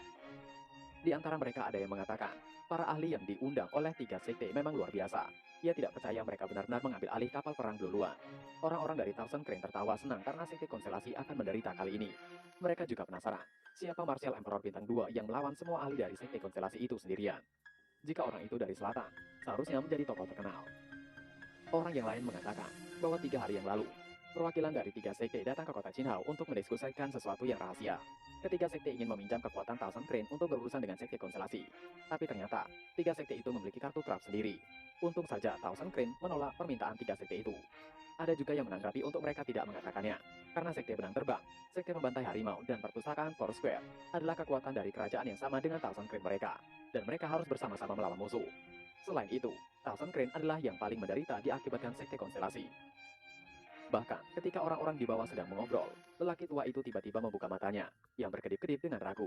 Kemudian wajahnya menjadi gelap, dan dia berkata dengan marah pada orang-orang di bawahnya, jika itu adalah serangan dari Devil's Stone Formation. Ia mendengus dingin bahwa intelijen Thousand Crane tidak memberikan informasi yang benar. Siapa yang mengatakan bahwa susunan ofensif dan defensif utama kapal perang Blue Luan Sekte Konstelasi semuanya rusak?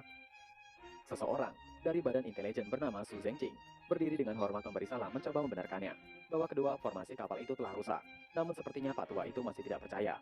Ia meminta untuk jangan pernah katakan padanya bahwa 2 array itu telah diperbaiki hanya dalam beberapa hari terakhir.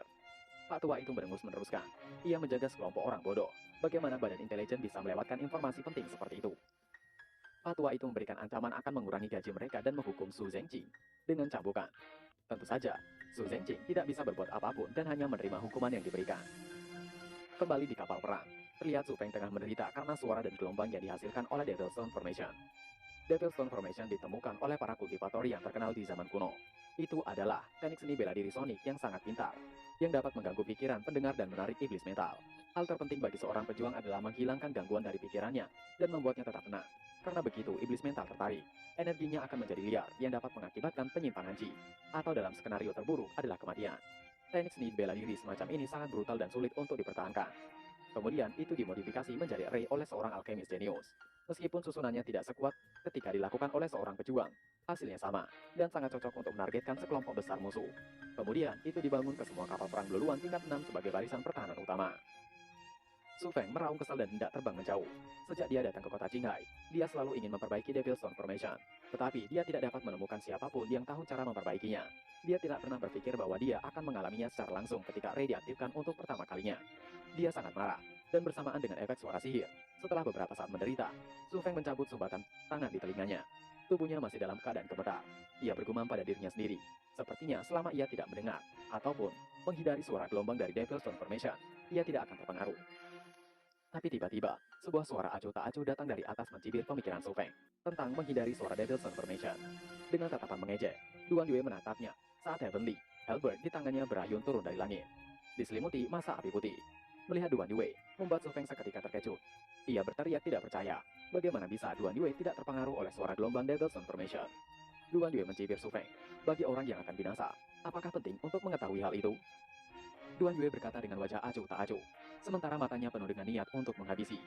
Ia segera menyerang menggunakan teknik White Flame secepat kilat. Su Feng yang terkena serangan Duan Yue berteriak. Ia tidak boleh binasa dengan cara seperti itu. Duan Yue yang telah selesai memberikan serangan bergumam. Su Feng harus menyesali perbuatannya. Setelahnya ia bergumam dalam hati. Jika bukan karena Yun Xiao, dia akan binasa di Laut Selatan bersama Ma Wendy dan yang lainnya. Tentu saja, bahkan tanpa orang-orang dari Sekte Konstelasi, dia mengira dia akan dihabisi oleh Ma Wendy dan yang lainnya terlebih dahulu. Tapi, dia kemudian dikejar oleh Heng Yuan selama beberapa hari. Dan jika mereka tidak bertemu dengan kabut pelangi, dia pasti akan binasa. Dia sekarang benar-benar ditaklukkan oleh Yun Xiao. Bahkan mantra tenang yang bisa bertahan melawan suara Devil's Information diajarkan oleh Yun Xiao. Alasan mengapa kapal perang Blue Luan begitu kuat adalah karena dilengkapi dengan barisan ofensif yang mencangkup area yang luas dan tidak mungkin untuk dipertahankan. Mantra yang bisa menahan serangan suara sihir jelas bukan mantra biasa. Ternyata Su Feng masih belum benar-benar binasa. Ia mendekap Duan Yue dari belakang mengatakan, bahkan jika ia harus binasa, ia tidak akan sendirian. Ia akan membawa Duan Yue bersamanya. Tubuh Su Feng bercahaya warna ungu terang bagaikan lampu.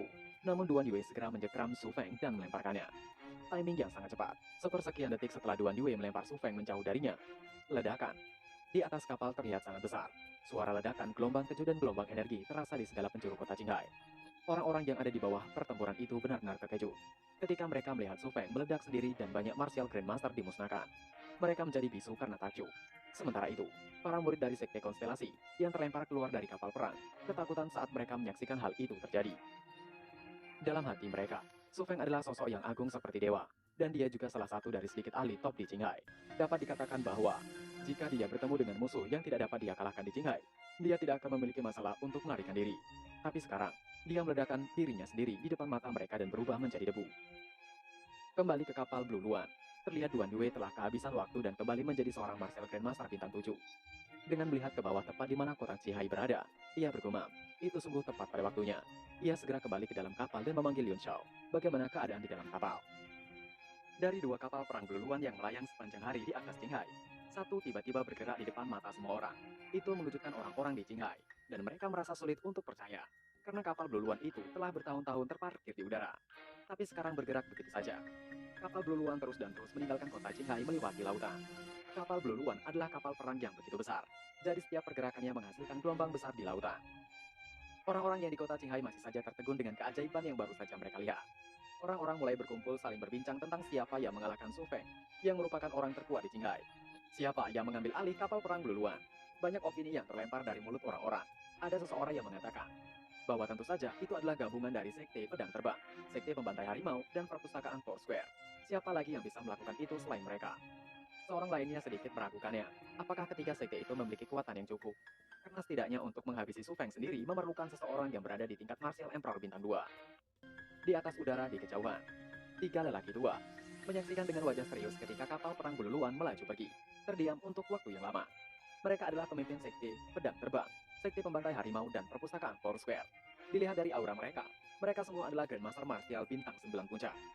Pemimpin sekte dari Sekte Pembantai Harimau, Duan Qian, tidak dapat menahannya lagi. Dan dia berkata, sekarang apa yang harus mereka lakukan? Hampir semua orang berpikir bahwa mereka lah yang melakukan itu semua. Kecuali mereka bisa menangkap pelakunya, tidak ada yang bisa mereka lakukan untuk membersihkan nama sekte mereka. Pemimpin perpustakaan Foursquare Sinan tidak setuju. Mengapa mereka harus membersihkan nama mereka? Bukankah itu memang adalah keinginan mereka untuk menghabisi orang-orang sekte konstelasi? Bukankah itu lebih baik bagi mereka? Ada orang yang melakukan untuk mereka. Duan Qianlu menimpali. Yang menjadi masalah adalah, yang melakukannya bukan mereka. Dan orang-orang itu telah menghancurkan fondasi sekte konstelasi di kota Qinghai. Apakah Shinan pernah berpikir, markas mereka di timur akan membiarkan masalah itu begitu saja? Ia mendengar bahwa Old Freak adalah ahli yang berada di tingkat Nine Heaven Trio. Jika orang itu datang ke Kaisaran Heaven Sand, bahkan pengadilan Seribu Bangau atau Thousand Crane Pavilion tidak akan dapat menghentikannya. Apalagi mereka bertiga. Sinan mendengus tidak setuju, dan mengatakan bahwa sekte konstelasi, Old Freak akan melanggar aturan besi yang ditetapkan oleh alam suci jika dia bepergian ke wilayah lain. Meskipun dia adalah ahli Nine Heaven Trio, dia tidak bisa melawan seluruh alam suci sendirian. Duan Qian menggelengkan kepalanya mengatakan, selama ada bukti yang mengarah kepada mereka bertiga, maka sekte konstelasi tidak akan dianggap melanggar hukum. Shinan membantah lagi, tapi itu memang bukan mereka yang melakukannya. Jadi bagaimana sekte konstelasi akan membuktikan bahwa sekte mereka bertiga yang melakukannya? Duan Qian berhenti berbicara. Dia menemukan bahwa dia tidak bisa berdebat dengan sarjana itu. Orang-orang yang mengembangkan energi lurus ini semuanya adalah kacang yang sulit untuk dipecahkan. Dan mereka tidak tahu apa-apa tentang kebijaksanaan duniawi. Dia menggelengkan kepalanya menoleh ke arah pemimpin sekte pedang terbang, Jiang Fei. Ia menanyakan pendapatnya. Jiang Fei tidak melihat ke arah laut selatan, tapi ke tanah di bawah tempat kapal perang sekte konstelasi berada. Wajahnya muram saat dia berkata bahwa mereka mungkin benar-benar dalam masalah besar. Duan Qian dan Sinan penasaran siapa mereka. Jiang Fei tidak menjawab dan hanya mengatakan, jika mereka harus segera menyelamatkan murid-murid dari sekte konstelasi. Jiang Fei berteriak sambil berkeringat dingin. Seseorang membantai mereka. Jika murid-murid itu dihabisi, mereka harus menanggung semua kesalahan. Dan konstelasi Old Fig itu pasti akan datang untuk menyelesaikan membuat perhitungan. Di dalam kapal perang Bluluan Pengadilan Seribu Bangau atau Toxin Cream, seorang lelaki tua berkata dengan wajah serius, mengatakan, mengapa Zhu Zhengjing bermain api? Jika dia menarik Old Fig konstelasi ke kota Qinghai, siapa di seluruh kekaisaran Heaven Sent yang bisa menghentikannya? Zhu Zhengjing memasang wajah dingin saat dia mendengus mengatakan bahwa itu adalah kesempatan sekali seumur hidup.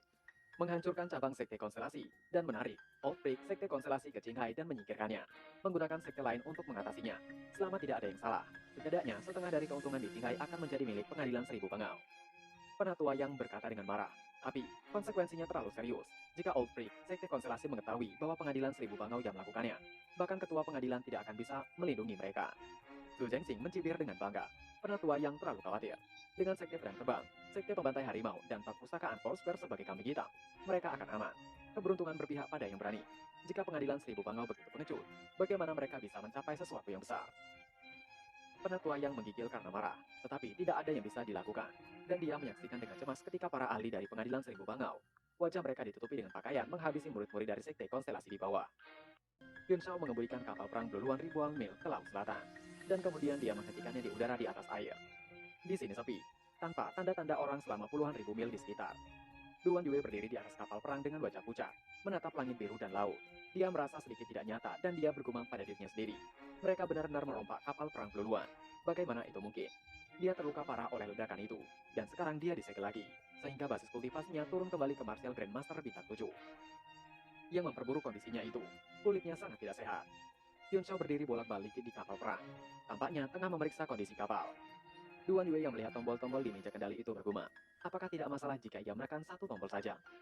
Seketika Yun Shao wajahnya semakin jelek. Akhirnya dia berteriak, sungguh sekte postur. Jika miskin, jangan bermain-main dengan barang mewah seperti itu. Selain melayang di udara dan berfungsi sebagai pasar, tidak ada yang berguna dari kapal perang Bluluan itu. Duan Yue ikut terkejut.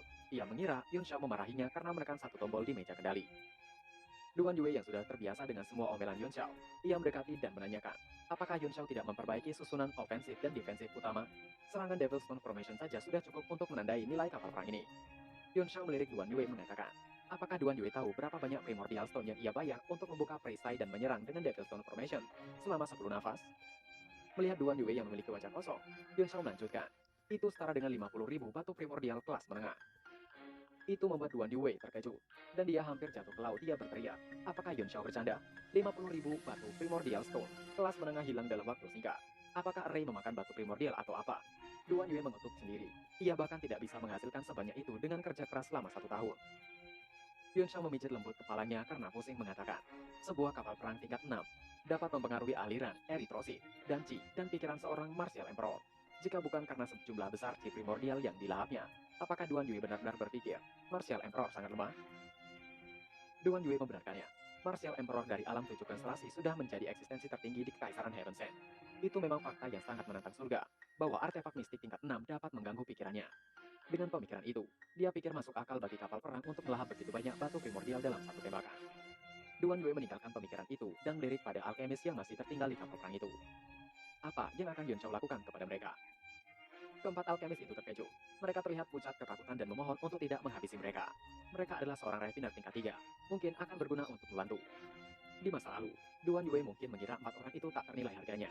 Tapi karena dia menyaksikan betapa anehnya Yun Shao, tidak ada alkemis lain yang bisa menarik perhatiannya. Sambil mengerutkan kening, dia mengatakan, apakah akan ada masalah jika menyelamatkan nyawa mereka? Bagaimanapun mereka berasal dari sekte konstelasi. Yun Shao meminta untuk tidak khawatir. Mereka akrab dengan kapal perang duluan, dan ia bisa menggunakan mereka. Yang paling penting sekarang adalah bagaimana mereka akan memulihkan kapal perang duluan ini. Yun Shao berpikir sejenak dengan matanya yang berbinar, dan kemudian dia bergumam pada dirinya sendiri. Sepertinya ia hanya bisa mencari mereka. Duan Yue berkata dengan ragu, siapa mereka? Siapa yang memiliki kemampuan untuk memperbaiki kapal perang duluan? Yun Xiao menjawab rasa penasaran Duan Yue dengan mengatakan, mereka yang ia maksud adalah perusahaan dagang Thunderwind. Perusahaan dagang yang berada di urutan kedua setelah Thousand Tracer Tower dalam kekuatan di aliansi perdagangan, dan cukup berani untuk menerima bisnis apapun. Mata Duan Yue melebar saat dia berkata dengan terkejut, ada perusahaan perdagangan Thunderwind di Heaven Sand Empire. Tapi, bukankah itu hanya sebuah perusahaan perdagangan kecil? Ia mengingat pintu depannya saja hanya selebar bahu pria, dan hanya memiliki 1 atau 2 pekerja, dan sepertinya tidak ada bisnis sepanjang tahun. Yun Xiao memandangnya seolah-olah Duan Yue idiot, mengatakan, cabang mereka terlihat seperti itu.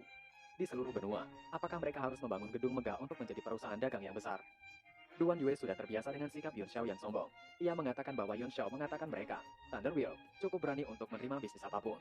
Ia pikir itu berlebihan. Jika seseorang meminta mereka untuk menghabisi Martial Sovereign Triran, Ao Changkok, apakah mereka akan menerimanya? Yun Xiao beringus dingin mengatakan tentu saja. Mereka akan melakukannya tetapi, tidak ada yang mampu untuk membayar harganya. Dibutuhkan setidaknya 100 juta Primordial Stone tingkat tinggi untuk menghabisi Ao Changkok. Selain itu, semua bisnis dengan perusahaan perdagangan Thunderwind harus dibayar di muka. Mulut Duan Yue menganga. Itu hanyalah cara lain untuk menolak menerima bisnis. Dia bertanya-tanya, apa yang akan dilakukan perusahaan perdagangan Thunderwind jika seseorang benar-benar keluar dengan 100 juta batu primordial tingkat tinggi? Yun Xiao melirik ke laut dan menunjuk ke sebuah pulau di depan.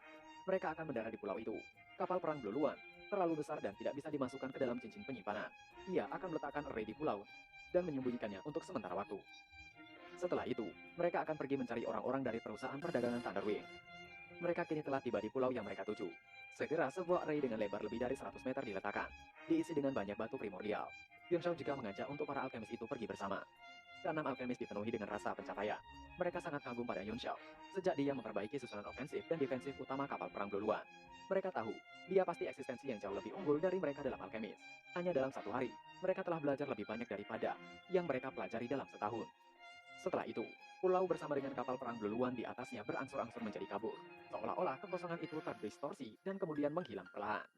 Dengan mengeluarkan kapal perang Blue Wolf dari dalam cincin penyimpanannya, Yun Xiao mengatakan bahwa ia telah bepergian selama setengah bulan. Dan ia khawatir dengan keadaan kota Martial Flame. Dengan begitu mereka akhirnya melesat mengendarai kapal perang Blue Wolf, membelah udara menuju ke Kekaisaran Dust Flame. Keenam alkemis gugup, tetapi hidup mereka bukanlah lagi milik mereka sekarang. Mereka mengira mereka hanya bisa mengikuti Yun Xiao sejak saat itu. Bahkan, mereka merasa sedikit ada kegembiraan di hati mereka, berharap bisa maju lebih jauh dalam hal alkemis. Sehari kemudian, kereta perang Blue Wolf melaju ke Kaisaran Dust Flame. Terlihat Yun Xiao dan Duan Yue tengah berdiri berdampingan. Dengan wajah merah karena minuman, Duan Yue tiba-tiba penasaran akan identitas Yun Xiao. Ia menanyakan, siapa Yun Xiao sebenarnya? Itu adalah pertanyaan terbesar di benak Duan Yue selama ini. Bagaimana tidak? Yun Xiao adalah seorang anak yang baru berusia 15 tahun, tapi kekuatan jiwanya berada di tingkat 4, dan kecepatan kultivasinya tidak masuk akal. Yun Xiao adalah seorang jenius dari jenius di dunia. Dengan melihat kota besar di kejauhan, Yun Xiao terkekeh mengatakan bahwa ia adalah penguasa kota Martial Flame, sebuah kota di negara bagian Tianshui, yang merupakan negara bagian atas yang terhubung dengan Dust Flame Empire. Duan Yue tidak mempercayainya. Dia mengangkat alisnya dan mendeci kesal mengatakan bahwa Yun Xiao tidak mengatakan yang sebenarnya. Apakah Yun Xiao menganggapnya bodoh? Mengingat kekuatan, bakat, dan usia Yun Xiao yang masih 15 tahun, jika Yun Xiao bukan murid dari suatu negara adidaya, ia akan melepas kepalanya dan membiarkan Yun Xiao duduk di atasnya. Duan Yue sepertinya nggak tahu aja siapa Lord kita ini. Yun Xiao tersenyum tipis dan menatap Duan Yue dengan tatapan tajam mengatakan, ia adalah seorang martial sovereign dan seorang refiner tingkat 9. Mendengar itu membuat Duan Yue terdiam. Ia tentu tidak mempercayainya. Ia mengira Yun Xiao tengah kehilangan akalnya karena menggunakan seluruh kekuatannya untuk mengambil alih kapal perang Blue Luan. Namun, Duan Yue mulai menebak dengan menyebutkan nama-nama sekte di Dust Flame Empire, seperti Heaven Gathering, sekte Mutiara Surgawi, dan yang lainnya. Duan Yue pikir Yun Xiao mungkin adalah murid dari Heaven Gathering. Duan Yue terus mendesak Yun Xiao mengatakan yang sebenarnya. Dikatakan bahwa pemimpin sekte mereka, Chi Feng, telah melangkah ke Martial Sovereign, dan masternya adalah Hua Jiansu. Di sebuah kekaisaran Dust Flame hanya sekte Heaven Gathering yang bisa menciptakan monster seperti Yun Xiao. Yun Xiao bergumam dalam hatinya bahwa Hua Jiansu adalah murid tertuanya. Setelah memikirkan itu, Yun Xiao mengatakan bahwa ia memiliki semacam hubungan dengan sekte Heaven Gathering. Mendengar itu Duan Yue akhirnya merasa bangga dan gembira sekali. Ia meminta untuk Yun Xiao mengatakan kepadanya, apa hubungan Yun Xiao dengan sekte Heaven Gathering. Yun Xiao tersenyum mengatakan bahwa Chi Feng adalah muridnya. Mendengar itu dari mulut Yun Xiao, membuat Duan Yue seolah terbentur kepalanya. Terbentur di lantai sembari menunjuk Yun Xiao. Dalam posisi kayang, Duan Yue masih terdiam tidak bisa mengatakan apapun. Seketika ia bangkit. Duan Yue terkejut, dan dia berteriak tepat di depan Yun Xiao. Yun Xiao benar-benar berani mengatakan itu. Jika hal itu didengar oleh sekte Heaven Gathering, ia yakin Yun Xiao akan dicabik-cabik di saat berikutnya. Sekarang setelah ia memutuskan untuk mengikuti Yun Xiao, ia akan tahu akar atau berasal dari mana Yun Xiao cepat atau lambat. Sebaiknya mereka lihat bagaimana Yun Xiao akan menyangkalnya ketika saatnya tiba. Berpindah di kota Martial Flame. Rumah tuan kota telah menjadi reruntuhan. Di tengah reruntuhan, berdiri menara alkemis yang masih berdiri tegak. Di saat itu hari tengah malam. Tidak jauh dari menara alkemis di udara, terlihat seseorang melayang. Sepertinya orang itu adalah orang yang telah menghancurkan kediaman tuan kota. Orang itu segera menyerang dengan kekuatan penuhnya guna menghancurkan menara alkemis yang masih berdiri kokoh itu. Energi hijau bagaikan pusaran angin keluar dari telapak tangannya dan menghujam menara itu. Ledakan demi ledakan terdengar karena benturan dari kekuatan itu dengan penghalang yang melindungi menara alkemis. Namun sekali lagi menara itu terlihat baik-baik saja dan kondisinya masih sama baiknya dengan pertama kali. Orang tua itu yang melakukan serangan ternyata membawa seseorang, yang mana tidak lain itu adalah Li Yi. Pria tua itu menanyakan perihal menara itu. Pria tua itu terlihat kesal dan raut wajahnya seolah tidak enak untuk didengar. Li Yi yang terlihat seperti kucing itu benar-benar ketakutan. Ia gemetar tidak berdaya. Dengan suara terbata-bata ia mengatakan, ia tidak tahu, ia tidak mengetahui tentang menara itu. Pak tua itu bernama Xing Yang Huo, berasal dari keluarga Xing Yang. Karena Xing Yang Huo tidak mendapatkan jawaban yang pasti dari Li Yi, Xing Yang Huo melemparkan Li Yi ke tanah dengan begitu kuat. Li Yi berteriak, itu semua adalah karena Yun Xiao. Dia telah melakukan semuanya. Ia hanya ingin Xing Yang membantunya untuk menangkap Yun Xiao dan menghabisinya. Dengan begitu, Xing Yang akan mengetahui kebenarannya. Li Yi mulai mengingat sebelum ia dibawa ke kota Martial Flame. Yang mana setelah harta yang ingin Li Yi curi dari High Palace disita oleh Yun Xiao, dia telah menyimpan dendam kepada Yun Xiao. Berpikir sepanjang hari tentang bagaimana dia bisa mengungkapkan kebenarannya kepada semua orang. Sehingga Matin He dan putranya dapat menemukan Yun Xiao untuk membalaskan dendamnya.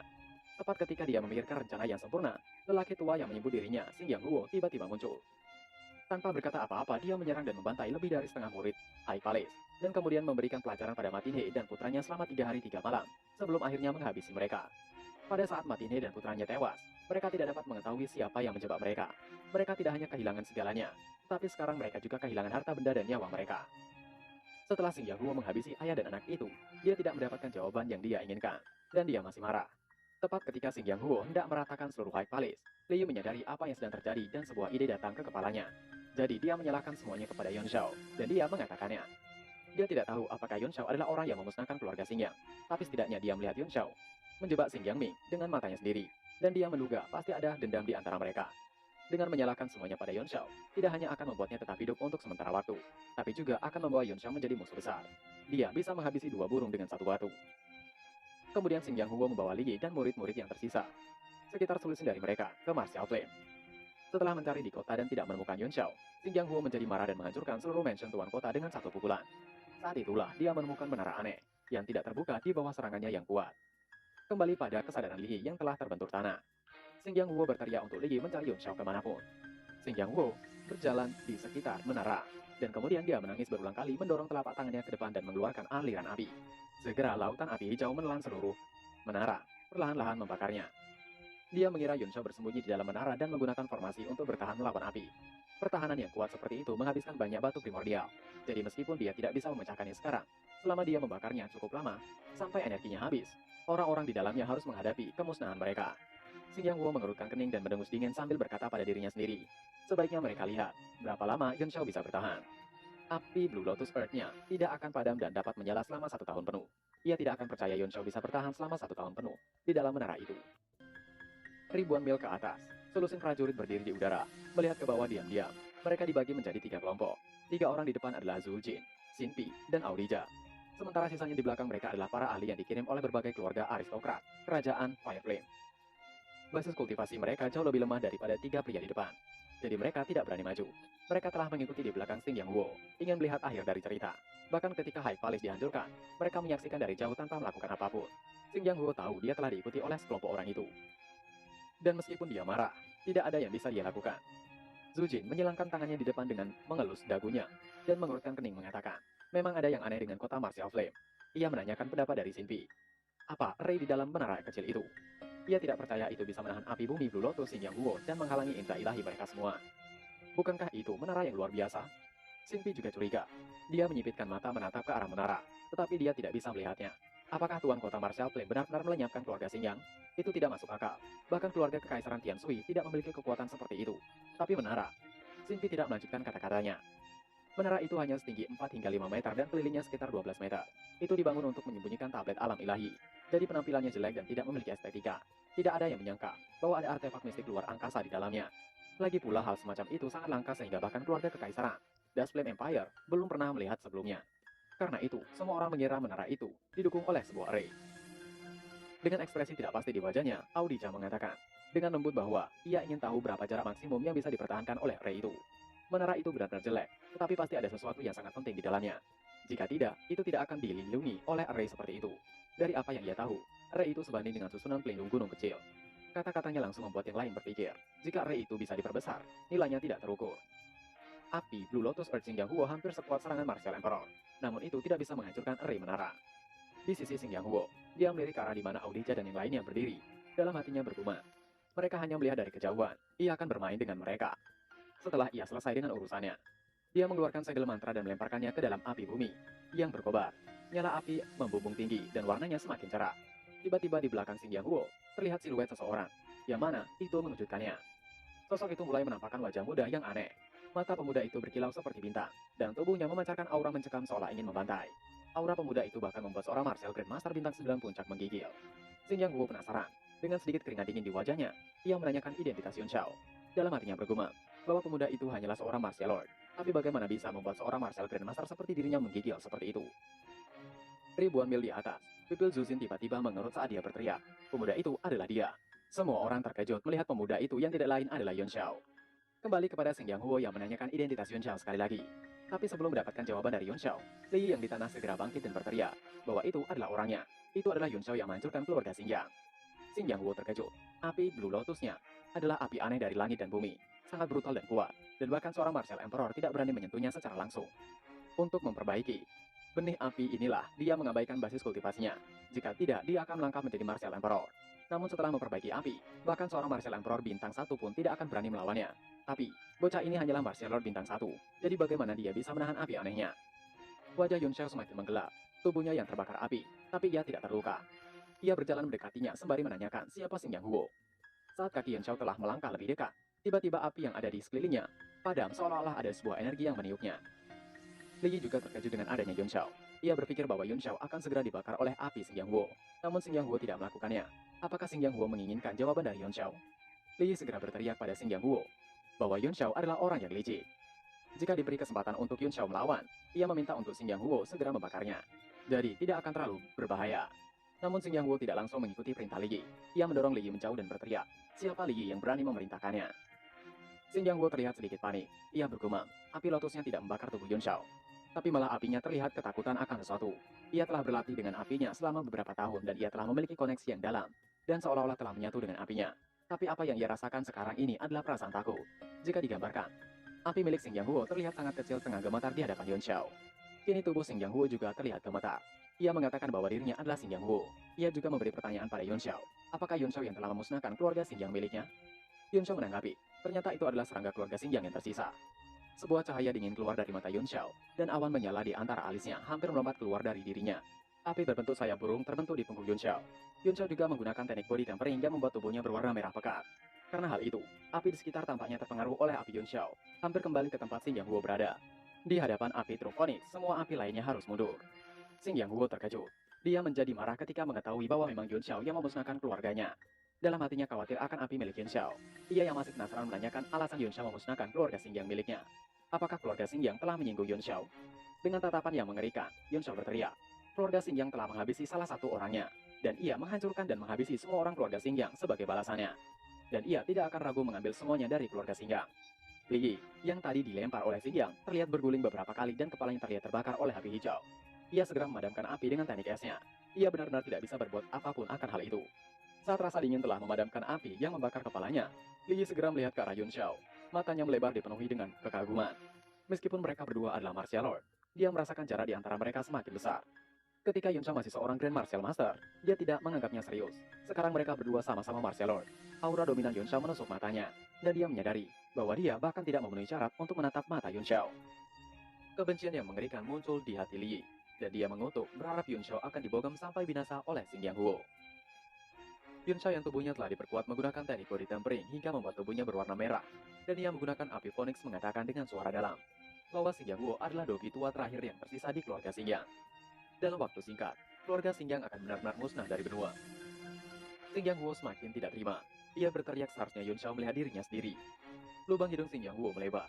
Dia memiliki perasaan yang tidak realistis memikirkan bahwa keluarganya, yang telah berdiri kuat selama lebih dari 1000 tahun di Dust Flame, entah kenapa dihancurkan oleh seorang pemuda.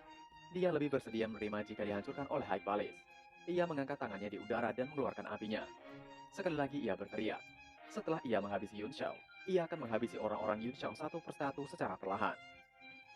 Dengan kedua tangan, Xing Yang Huo terus menggambar lingkaran. Api berguling dan meludah di sekelilingnya, dan mereka segera membentuk bola api berukuran sedang namun berjumlah ribuan. Segera dilemparkan ke bawah. Bola api itu sangat banyak terlihat jatuh seperti hujan. Ia membakar segala sesuatu di sekelilingnya. Dalam sekejap, itu adalah teknik Explode Shooting Star. Yun Shao yang ada di bawah dan masih dengan tampilan yang luar biasa hanya menunggu. Ia tenang seolah-olah itu bukanlah masalah dan mudah baginya. Li Yi yang melihat ribuan bola api itu akan menghujam Yun Shao. Perasaan bahagia muncul di hatinya. Ia segera berteriak, jika ini adalah waktunya Yun Shao binasa. Namun, Yun Shao masih tidak bergerak. Dan ketika api itu telah berjarak sangat dekat dengan Yun Shao, tiba-tiba ribuan api itu berbelok berubah arah lintasannya, menghindari Yun Shao yang menggunakan api Phoenix. Ribuan bola api menghujam di sekitar Yun Shao dan tidak berani menyentuhnya. Itu adalah efek dari kekuatan api Phoenix, Raja dari Api. Api bumi dan langit Xing Yang Huo bukanlah apa-apa jika dibandingkan dengan api Phoenix. Xing Yang Huo yang melihatnya terkejut. Wajahnya benar-benar jelek ketika mengetahui kebenarannya. Ia tidak percaya bahwa apinya menghindari Yun Shao. Namun Xing Yang Huo tidak menyerah. Ia mendorong tangannya ke depan. Ia berusaha menyerang Yun Shao secara langsung. Semburan api segera melesat ke depan ke arah Yun Shao. Namun itu bukanlah apa-apa di hadapan api Phoenix Yun Shao. Ia menggunakan api Phoenix untuk menghalau serangan Xing Yang Huo yang datang menghujamnya. Api Phoenix yang berbentuk sayap segera melindungi dirinya. Dan berikutnya, ia mengibaskan sayapnya dan menghapus keberadaan api langit bumi milik Xing Yang Huo. Sekali lagi, Xing Yang Huo terkejut melihat serangannya. Tidak berpengaruh sama sekali terhadap Yun Shao. Ia bergumam, bagaimana itu bisa terjadi? Tubuh Xing Yang Huo mulai bergetar. Keringat dingin mulai muncul di wajahnya. Ia segera menyerang Yun Shao bertubi-tubi. Ia tidak bisa mempercayainya. Dirinya berada 2 tingkat di atas Yun Shao. Bagaimana bisa Yun Shao menghadapinya? Ia menyerang lagi dan lagi sambil berteriak untuk Yun Shao segera binasa. Di depan Xing Yang Huo, terlihat Yun Shao yang terus melangkah mendekati Xing Yang Huo sembari serangan Xing Yang Huo menghindari dirinya. Xing Yang Huo melihat Yun Shao semakin mendekat langsung ketakutan. Ia mengusir Yun Shao untuk tidak mendekatinya. Karena terlalu panik dan ketakutan, Xing Yang Huo terjatuh dari berdirinya karena kehilangan keseimbangan. Ia berteriak sekali lagi, dengan penuh penasaran, mengapa api langit dan buminya terus menghindari Yun Shao. Yun Shao terlihat tengah berada di depan Xing Yang Huo, dengan tatapan tajam dan api Phoenix yang berbentuk seekor burung meraung keras. Xing Yang Huo semakin gemetar ketakutan. Ia bergumam dalam hatinya. Ia tahu sekarang. Yun Shao memiliki api aneh. Ada api aneh tingkat surga di dalam tubuh Yun Shao. Xing Yang Huo, dia berlatih teknik kultivasi elemen api sepanjang hidupnya, dan terkena api yang tak terhitung jumlahnya. Api langit dan bumi menjadi api aneh yang sangat kuat. Tapi tingkat api aneh di dalam Yun Shao pasti jauh lebih besar daripada miliknya. Yun Shao segera menggerakkan tangannya. Ia akan segera mengayunkannya. Tapi seketika matanya melebar. Api Phoenix di tubuh Yun Shao mulai meredup. Itu mengejutkannya. Dengan tubuh gemetar Yun Shao bergumam bahwa ia kehilangan kontrol akan api Phoenix-nya. Walaupun ia telah mempelajari bagaimana mengendalikan api Phoenix ketika di pohon Kunwu. Tapi seperti yang telah ia tebak, api Phoenix terlalu kuat dan terlalu sulit untuk mengontrolnya ketika dirinya hanyalah seorang martial lord. Melihat Yun Shao yang tidak bergerak, Xing Yang Huo segera berteriak. Itu adalah api kuno. Ia merasakannya. Api itu adalah sesuatu yang berasal dari zaman kuno. Ketika Xing Yang Huo bergegas ke lautan api dan merasakan aura Yun Shao, pupil matanya tiba-tiba mengerut. Itu adalah aura kuno yang kuat yang memenuhi hatinya dengan dingin. Meskipun dia berada di dalam lautan api, dia tidak merasa hangat sama sekali. Ia segera menuju ke arah Yun Shao berteriak untuk Yun Shao memberikan api itu kepadanya. Karena menurutnya, Yun Shao tidak pantas memiliki api itu. Tiba-tiba terdengar suara dalam yang mengatakan, biarkan ia yang mengurusnya. Suara dalam itu jatuh dari langit dan memecahkan suara Xing Yang Huo. Sementara itu, seberkas cahaya jatuh dari kereta Blue Wall dan menghempaskan Xing Yang Huo. Yun Shao masih berdiri menahan sakit di seluruh tubuhnya karena tidak dapat mengontrol api Phoenix. Dalam sekejap mata, Duan Yue mendarat di depan Xing Yang Huo dengan wajah acuh tak acuh. Duan Yue berdiri dan menumpang satu kakinya di atas Heavenly Halberd-nya. Ia mengatakan bahwa sekarang ia akan menyelamatkan Yun Shao. Dan setelahnya, mereka tidak memiliki hutang sama sekali. Namun Yun Shao yang duduk bersila untuk menyembuhkan diri meminta untuk Duan Yue menutup mulutnya. Ia juga meminta untuk Duan Yue tidak menghabisi Xing Yang Huo. Ketika ia menekan api Phoenix-nya, ia akan menghabisi Xing Yang Huo yang merupakan orang terakhir dari keluarga Xing Yang dengan tangannya sendiri. Orang-orang Audija dan yang lainnya terkejut ketika melihat Duan Yue yang merupakan seorang martial emperor bintang 2. Yun Shao bergumam dalam hati. Sejak dia mendapatkan api Phoenix, dia telah mencoba berkali-kali untuk mengendalikannya. Berharap dia setidaknya bisa mendapatkan gumpalan api Phoenix asli di luar tubuhnya. Tapi, semua usahanya berakhir dengan kegagalan. ketika dia membantu pohon Kunwu dilahirkan kembali di kedalaman Laut Selatan. Dia mencoba mengendalikan api suci untuk pertama kalinya, dan dia merasa itu sangat berguna. Itu menyalakan kembali ambisinya untuk mengendalikan api ilahi. Itulah mengapa dia membuat Duan Yue tetap berada di dalam kereta saat dia turun sendirian. Lagi pula, ada terlalu banyak ahli di langit, dan Martial Emperor Bintang 2 jelas merupakan kartu traf yang sangat kuat. Dia tidak ingin mengeksposnya terlalu dini. Tapi dia tidak menyangka akan gagal mengendalikannya. Baru sekarang dia menyadari bahwa ketika dia berada di Laut Selatan, itu karena sejumlah besar spiriti yang dituangkan ke dalam dirinya oleh pohon Kunwu, sehingga dia dapat mengendalikan api ilahi. Dan meski begitu, dia harus membayar harga kelahiran kembali pada saat yang sama. Benda suci yang diwariskan dari zaman kuno memang tidak sesederhana itu. Dia memperhitungkan bahwa tanpa kekuatan Martial Sovereign, dia tidak akan bisa mengendalikannya. Duan Yue mengatakan pada Xing Yang Huo. Sekarang Xing Yang Huo terlihat ketakutan. Seharusnya Xing Yang Huo bisa mengalahkan Yuan Shao. Tapi Xing Yang Huo terlalu tidak pintar. Xing Yang Huo tidak mengerti apa yang dikatakan Duan Yue dan menanyakan siapa Duan Yue sebenarnya. Duan Yue menimpali. Untuk apa Xing Yang Huo ingin mengetahui terlalu banyak? Duan Yue terlihat tertarik dengan api bumi dan langit milik Xing Yang Huo dan meminta untuk menyerahkan kepadanya. Dan ia akan melepaskan Xing Yang Huo. Xing Yang Huo kesal dan marah karena beraninya Duan Yue menginginkan api miliknya. Xing Yang Huo segera melakukan gerakan untuk menyerang Duan Yue mengatakan, walaupun Duan Yue adalah orang kuat yang berada di kultivasi Martial Emperor, ia tidak akan takut menghadapinya. Duan Yue tersenyum menyepelekan. Apakah memang seperti itu? Duan Yue bergerak maju dengan mengayunkan halberdnya mengatakan bahwa ia tidak akan menghabisi Xing Yang Huo untuk mengambil api bumi langitnya. Beberapa mil jauhnya di langit, Zhu Jin mengatakan siapa Duan Yue, mengapa ia tidak pernah bertemu dengannya. Ekspresi wajah Zhu Jin sangat serius. Mereka pada dasarnya tahu, semua Martial Emperor yang terkenal. Audija menggelengkan kepalanya dan berkata dengan ringan, tebakan terbaiknya adalah Duan Yue bisa menjadi ahli dari beberapa sekte. Ia khawatir akan. Audija tidak melanjutkan kata-katanya. Semua orang mengerti apa yang Audija maksud. Yang paling mereka khawatirkan adalah para ahli dari 3 wilayah lainnya telah datang ke wilayah mereka. Benua Tianwu dibagi menjadi 4 wilayah, dan kekuatan keseluruhan selatan adalah yang terlemah. Mereka tidak bisa bersaing dengan 3 wilayah lainnya. Di luar 4 wilayah utama adalah tempat-tempat transendental, dan orang-orang biasa tidak tahu di mana mereka berada. Alam suci yang secara nominal memerintah benua Tianwu adalah contohnya. Kebanyakan orang hanya tahu bahwa tempat seperti itu ada, tapi hanya sedikit yang tahu persis di mana itu. Dan kemudian ada lautan formasi jiwa. Hanya ketika seorang alkemis mencapai tingkat ketujuh dan pergi ke tempat yang sesuai, seseorang akan membimbingnya ke sana. Xinpi memiliki ekspresi tidak pasti di wajahnya. Dia menatap Duan Yue berkata dengan dingin. Dari manapun pria itu berasal, kota Martial Flame tidak lagi sederhana. Sebelumnya, ia mendengar bahwa itu didukung oleh Thousand Resort Tower, tetapi mereka sudah menyangkalnya, dan ia tidak berpikir mereka berbohong.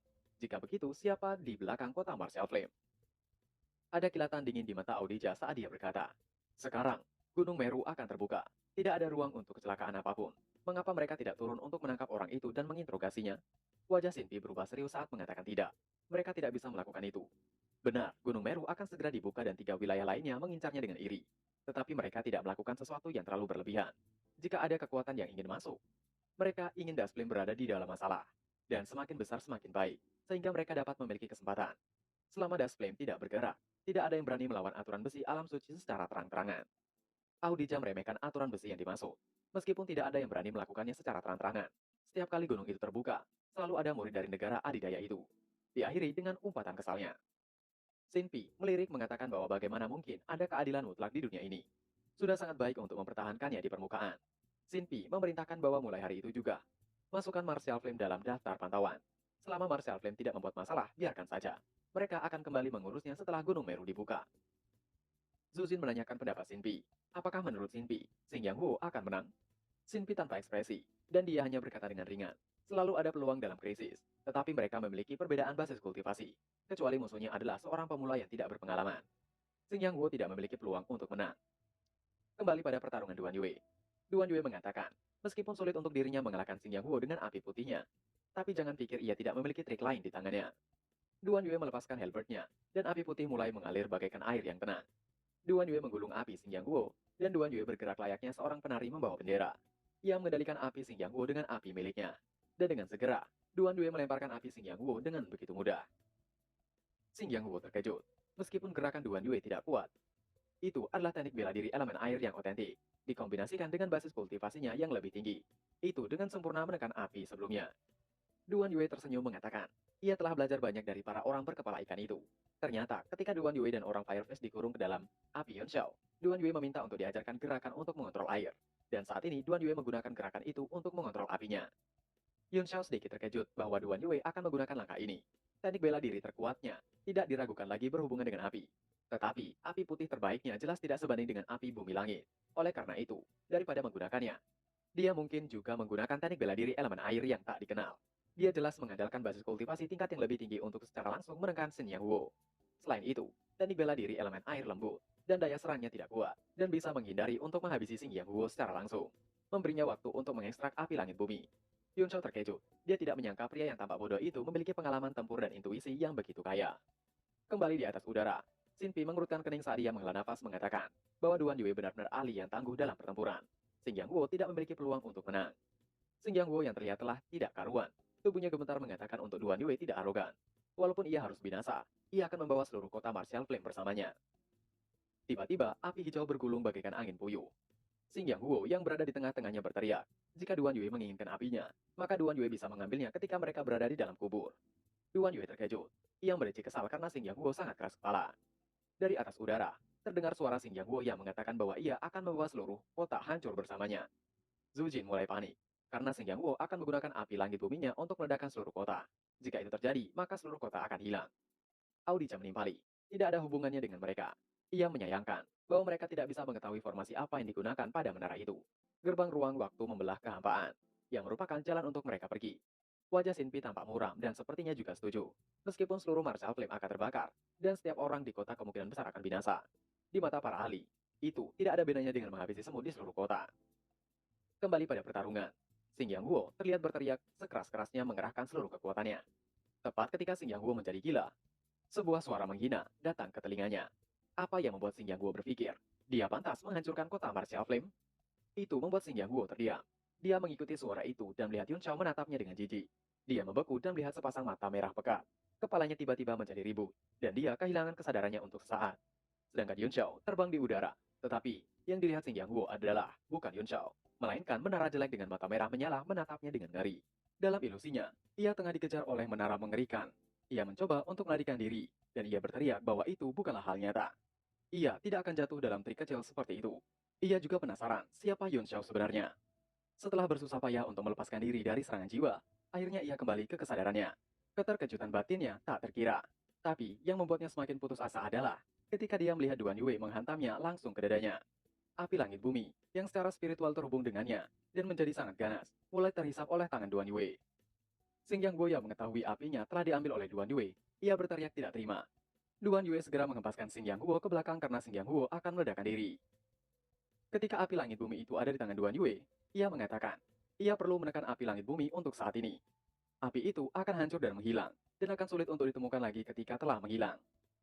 Kembali di udara tepatnya kepada para ahli dari Kekaisaran Dust Flame. Audica penasaran apa yang sebenarnya terjadi. Mengapa Xing Yang Wu tiba-tiba berhenti beberapa saat dan memberikan Duan Yue kesempatan untuk menyerang. Pupil mata Audica mengerut saat dia bertanya dengan sangat bingung. Xin Pi dan Zhu Jin juga tampak kosong, karena keduanya tenggelam dalam pemikiran yang mendalam. Mereka juga tidak bisa mengerti apa yang baru saja terjadi. Mustahil bagi Xing Yang Wu untuk berdiri di sana tanpa bergerak tanpa alasan. Xin Pi bergumam dalam hatinya. Berdasarkan situasi yang tengah terjadi saat ini, Xing Yang Wu tidak akan memiliki kesempatan untuk selamat. Mata Xin Pi berbinar saat menatap api langit bumi di tangan Duan Yue. Wajahnya berkedip, yang dengan jelas menunjukkan bahwa dia sedang berjuang di dalam. Audica melirik dan terkekeh. Ia menanyakan pada Xin Pi, apakah Xin Pi tergoda? Apakah Xin Pi akan menghabisi semua orang yang ada di bawah dan mengambil api itu? Atau hanya akan terus mengawasi saja? Nilai dari api langit bumi itu tidak kalah dengan harta mistik biasa. Jika Xin Pi mengambil dan memperbaikinya, maka Xin Pi dapat menaikkan bintang dari basis kultivasinya secara langsung. Setelah mendengarkan apa yang Audica katakan, Xin Pi menjadi santai, dan dia menjadi sangat tenang. Juga dengan aura samar ia merengus. Ia tidak mengolah teknik bela diri elemen api. Waktu yang ia perlukan untuk memurnikan api langit bumi sudah cukup baginya untuk meningkatkan satu bintang sendiri. Tampaknya, pria ini tidak memiliki masalah dalam memadamkan api. Insiden keluarga Xing yang akhirnya membuahkan hasil, dan masalah yang membebani mereka telah hilang. Ada baiknya mereka segera pergi. Tapi Xin Pi menghentikan kata-katanya. Mata Xin Pi menjadi agak jauh saat dia berkata dengan ringan. Gunung Meru akan segera dibuka, dan ia harap semua orang akan terus waspada dan tidak membiarkan apapun terjadi. Pasti ada alasan untuk kebangkitan tiba-tiba kota Martial Flame. Ia berharap keluarga bangsawan yang memiliki masalah dengan kota Martial Flame dapat menahan diri sedikit dan mencoba untuk tidak memprovokasi mereka, agar tidak menimbulkan masalah yang tidak perlu. Meskipun tidak mudah bagi keluarga bangsawan berusia 1000 tahun untuk jatuh, ketika itu terjadi, mungkin hanya perlu sekejap mata. Keluarga Xinjiang adalah contoh sempurna. Setelah mengatakan itu, dia melirik keluarga Zhou dan keluarga Cheng, dan secara bertahap, kemudian menghilang ke dalam kehampaan. Zhu Jin dan Audija juga menatap kerumunan, dan kemudian menghilang bersama. Para tetua keluarga Zhou dan keluarga Cheng melihat tatapan itu dan menggigil. Setelah kerumunan bubar, mereka bertiga berdiskusi diam-diam sebentar dengan wajah muram sebelum terbang kembali. Setelah mendapatkan api langit bumi, Duan Yue mengerahkan seluruh kekuatannya untuk menekan dan perlahan menyerap ke dalam tubuhnya. Ia melahap segumpalan api itu sepenuhnya. Di saat berikutnya, Duan Yue berguling di tanah berteriak kesakitan, tidak dapat ditahan. Yun Shao untuk sesaat hanya memandangi Duan Yue, tapi kemudian ia memanggil 4 alkemis yang bersamanya, yang saat ini bersembunyi di dalam kapal. Yun Shao memerintahkan mereka untuk membantu menenangkan api langit bumi itu. Dengan segera ke 4 alkemis itu membantu Duan Yue. Di saat bersamaan juga, Yun Shao berlalu pergi. Pada saat itu, semua orang di langit telah pergi, dan bahkan Li Yi tidak bisa ditemukan. Ketika Yun Shao melihat rasa sakit Duan Yue berangsur-angsur berkurang, Yun Shao menghela nafas lega. Dia tersenyum pada menara pil, saat dia membuang beberapa segel mantra dan langsung masuk ke dalamnya. Tablet alam ilahi adalah artefak mistik yang terhubung secara spiritual dengan Yun Shao. Meskipun dia belum sepenuhnya menyempurnakannya, dia agak bisa merasakan hal-hal di dalamnya. Begitu dia masuk ke dalam, dia muncul di atas Gunung Inch. Area di bawahnya penuh dengan kehidupan dan spiriti, tidak terpengaruh oleh dunia luar, dan juga bisa merasakan banyak prajurit berlatih di beberapa tempat di kejauhan. Tiba-tiba seseorang berteriak kaget dari bawah sambil melambaikan tangannya, memanggil Yun Shao untuk turun yang telah kembali. Itu adalah Jiarong. Yun Shao segera turun ke tanah dan tanpa peduli apapun. Jiarong yang sangat merindukan Yun Shao segera berlari mendekatinya dan akan memeluknya. Jiarong seolah melesat menuju Yun Shao. Yun Shao yang melihat Jiarong mendapati bahwa Jiarong telah menjadi seorang raffiner tingkat 3, padahal baru sebentar ia tidak melihatnya. Yun Shao memberikan Bogeman berteriak saatnya untuk Bogeman sebagai hadiah. Jiarong merasa dejavu. Ia yakin pasti itu akan terjadi. Dengan memperbaiki sikapnya, Jiarong mengatakan terima kasihnya. Dan ia beruntung karena memiliki Master Su dan juga Zhang Jifang. Dan itu juga berkat Yun Shao, mereka bisa melakukannya. Yun Shao memberikan jempolnya. Dalam hatinya bergumam, Jiarong bukan hanya naik tingkat, tapi juga bisa menjadi setbang yang bagus dan yang kuat sekarang. Yun Shao dengan berjalan mengatakan bahwa ada seorang Martial Grandmaster datang. Apakah di antara mereka ada yang terluka? Ekspresi Jiarong sedikit berubah ketika dia berkata, ketika Hong Bin ada di luar sana, dia sudah merasakan lelaki tua itu. Dan dia segera meminta semua orang untuk mundur ke dalam menara. Kemudian Mani keluar untuk mencari tahu situasinya, tetapi terluka parah oleh lelaki tua itu dengan satu gerakan dan melarikan diri kembali ke dalam menara. Setelah itu, ketika lelaki tua itu tidak dapat menemukan siapapun, dia menghancurkan seluruh mansion. Yun Shao menghela nafas lega mengatakan bahwa mereka beruntung hampir tidak menderita korban. Ia juga menanyakan kabar dari Moni. Jerong menimpali bahwa di bawah pengaturan Master Su Feng dan juga Zhang Qifang, seharusnya tidak ada masalah. Jerong penasaran bagaimana bisa Yun Shao masuk ke dalam menara. Apakah musuh itu telah pergi? Yun Shao menimpali bahwa orang tua itu sudah binasa. Ia juga meminta untuk Jerong memberitahu Hong Bin dan anak buahnya untuk pergi keluar, dan beritahu mereka untuk membangun kembali kediaman tuan kota dan memperluas kota juga. Tidak ada yang berani datang lagi dalam waktu dekat, dan juga ada seorang di luar sana yang terluka parah dan sedang dalam pemulihan. Ia berpesan untuk tidak mengganggunya. Setelah mengatakan itu, dia menghilang tanpa menunggu jawaban Jiarong, dan masuk ke dalam gua di bawah Gunung Inch. Jiarong terkejut mendengar bahwa orang kuat itu telah binasa.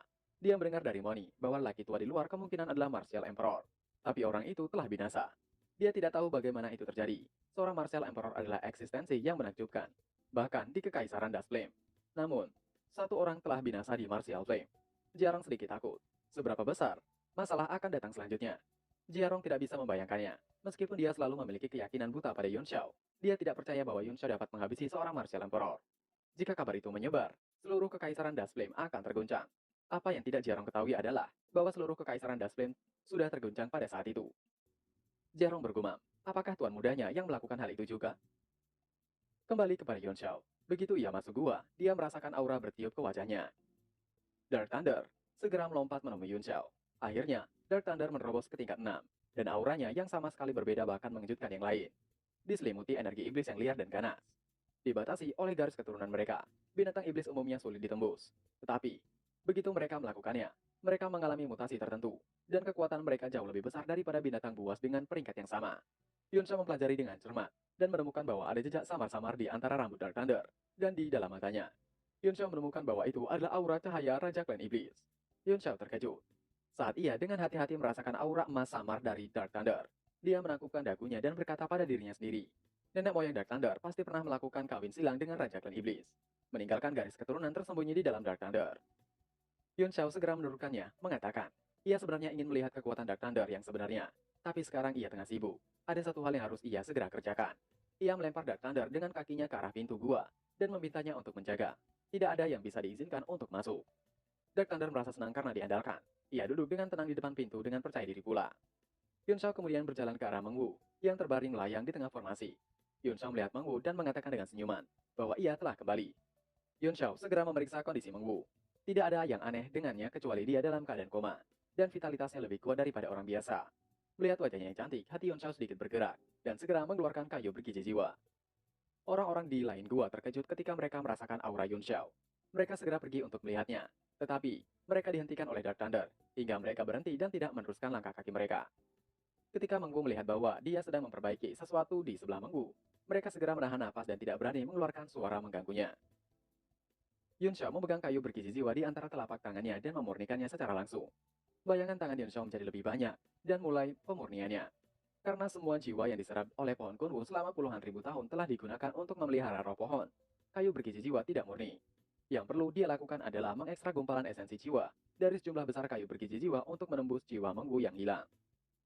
Seiring berjalannya waktu, semakin banyak limbah kayu yang dibuang di sekitarnya. Lapisan demi lapisan mulai Yun Xiao lepaskan. Setiap bagian dari kayu bergizi jiwa hanya bisa memadatkan sedikit esensi jiwa. Jadi, butuh kerja keras yang luar biasa untuk mengumpulkannya menjadi gumpalan. Tapi, yang membuat semua orang terdiam adalah bahwa Yun Xiao tampak memiliki persediaan kayu bergizi jiwa yang tidak terbatas. Dan dia terus mengeluarkannya. Akhirnya, 2 hari kemudian, gumpalan esensi jiwa yang paling murni dipadatkan. Yun Xiao terkekeh dalam hati bergumam. Itu adalah esensi dari kayu bergizi jiwa. Jika seorang alkemis bisa menelannya, kekuatan jiwanya dapat naik satu tingkat secara langsung. Yun Xiao basah kuyup dengan keringat, tapi dia memiliki senyuman paling bahagia di wajahnya. Yun Xiao segera bangkit dari duduknya dan segera bergegas untuk memberikan esensi kayu bergizi jiwa untuk Mengwu. Di pintu masuk gua, Guru Luo yang menonton dari samping tiba-tiba terkejut. Senyuman tanpa cacat Yun Xiao membuat pikirannya kembali mengingatkannya. Dan itu tumpang tindih dengan pria di hatinya. Dia agak terkejut. Mengapa begitu banyak ekspresi santai Yun Xiao sangat mirip dengan pria itu? Apakah hanya karena dia adalah muridnya? Yang dimaksud adalah Gu Feiang. Namun Guru Luo mengatakan itu tidak mungkin. Dia dengan tegas menolak pemikiran itu. Meskipun dia belum bertemu dengan murid-murid Gu Feiang yang lain, dia mengenal Yang Di, dan dia berbeda dari Gu Feiang dalam segala hal. Tetapi, dari waktu ke waktu, Yun Xiao memberinya ilusi bahwa Gu Feiang ada di depannya. Bagaimana bisa ada rasa kesamaan yang begitu kuat? Tiba-tiba sebuah pemikiran mencengangkan melintas di benaknya, yang menyebabkan gelombang besar di hatinya. Apakah Yun Xiao adalah putra Gu Feiang? Dia mencuri pandangan ke Li Chengfeng, yang berdiri di sampingnya dengan tatapan gugup, dan kemudian ke Li Chunyang, yang matanya berkedip. Dia tidak bisa menahan tawa, dan dia memarahi dirinya sendiri di dalam hatinya karena pemikirannya yang begitu ceroboh. Melihat dari penampilannya, Yun Xiao memang dari keturunan keluarga Li. Guru Luo masih terus berpikir mengapa Yun Xiao memberinya rasa keakrabannya begitu kuat, dan mengapa Yun Xiao selalu tumpang tindih dengan Gu Feiang di matanya. Melihat gerakan Yun Xiao, dia secara bertahap menjadi lebih terobsesi. Wajah tampan itu tersenyum bahagia, dan dia dengan hati-hati memasukkan gumpalan esensi jiwa ke dalam tubuh Meng Wu. Pada saat itu, kecemburuan yang tak terungkapkan menguasai hati Guru Luo. Ia bergumam, bagaimana jika ia yang menggantikan posisi Meng Wu terbaring di sana? Dia langsung dikejutkan oleh pemikiran itu. Meski terkejut, ia tidak bisa menahan diri untuk terus berpikir seperti itu. Keinginan kuat untuk menggantikan Meng Wu menyebar seperti racun melalui dirinya. Bahkan dia sendiri tidak bisa mempercayainya. Namun dia tidak bisa menghentikannya. Ekspresi terobsesi muncul di wajahnya saat dia melihat setiap gerakan Yun Xiao dengan linglung. Tiba-tiba suara Yun Xiao bergema mengatakan, ia akan mengajari semua orang teknik kultivasi jiwa tertinggi. Ia meminta hafalkan semua itu.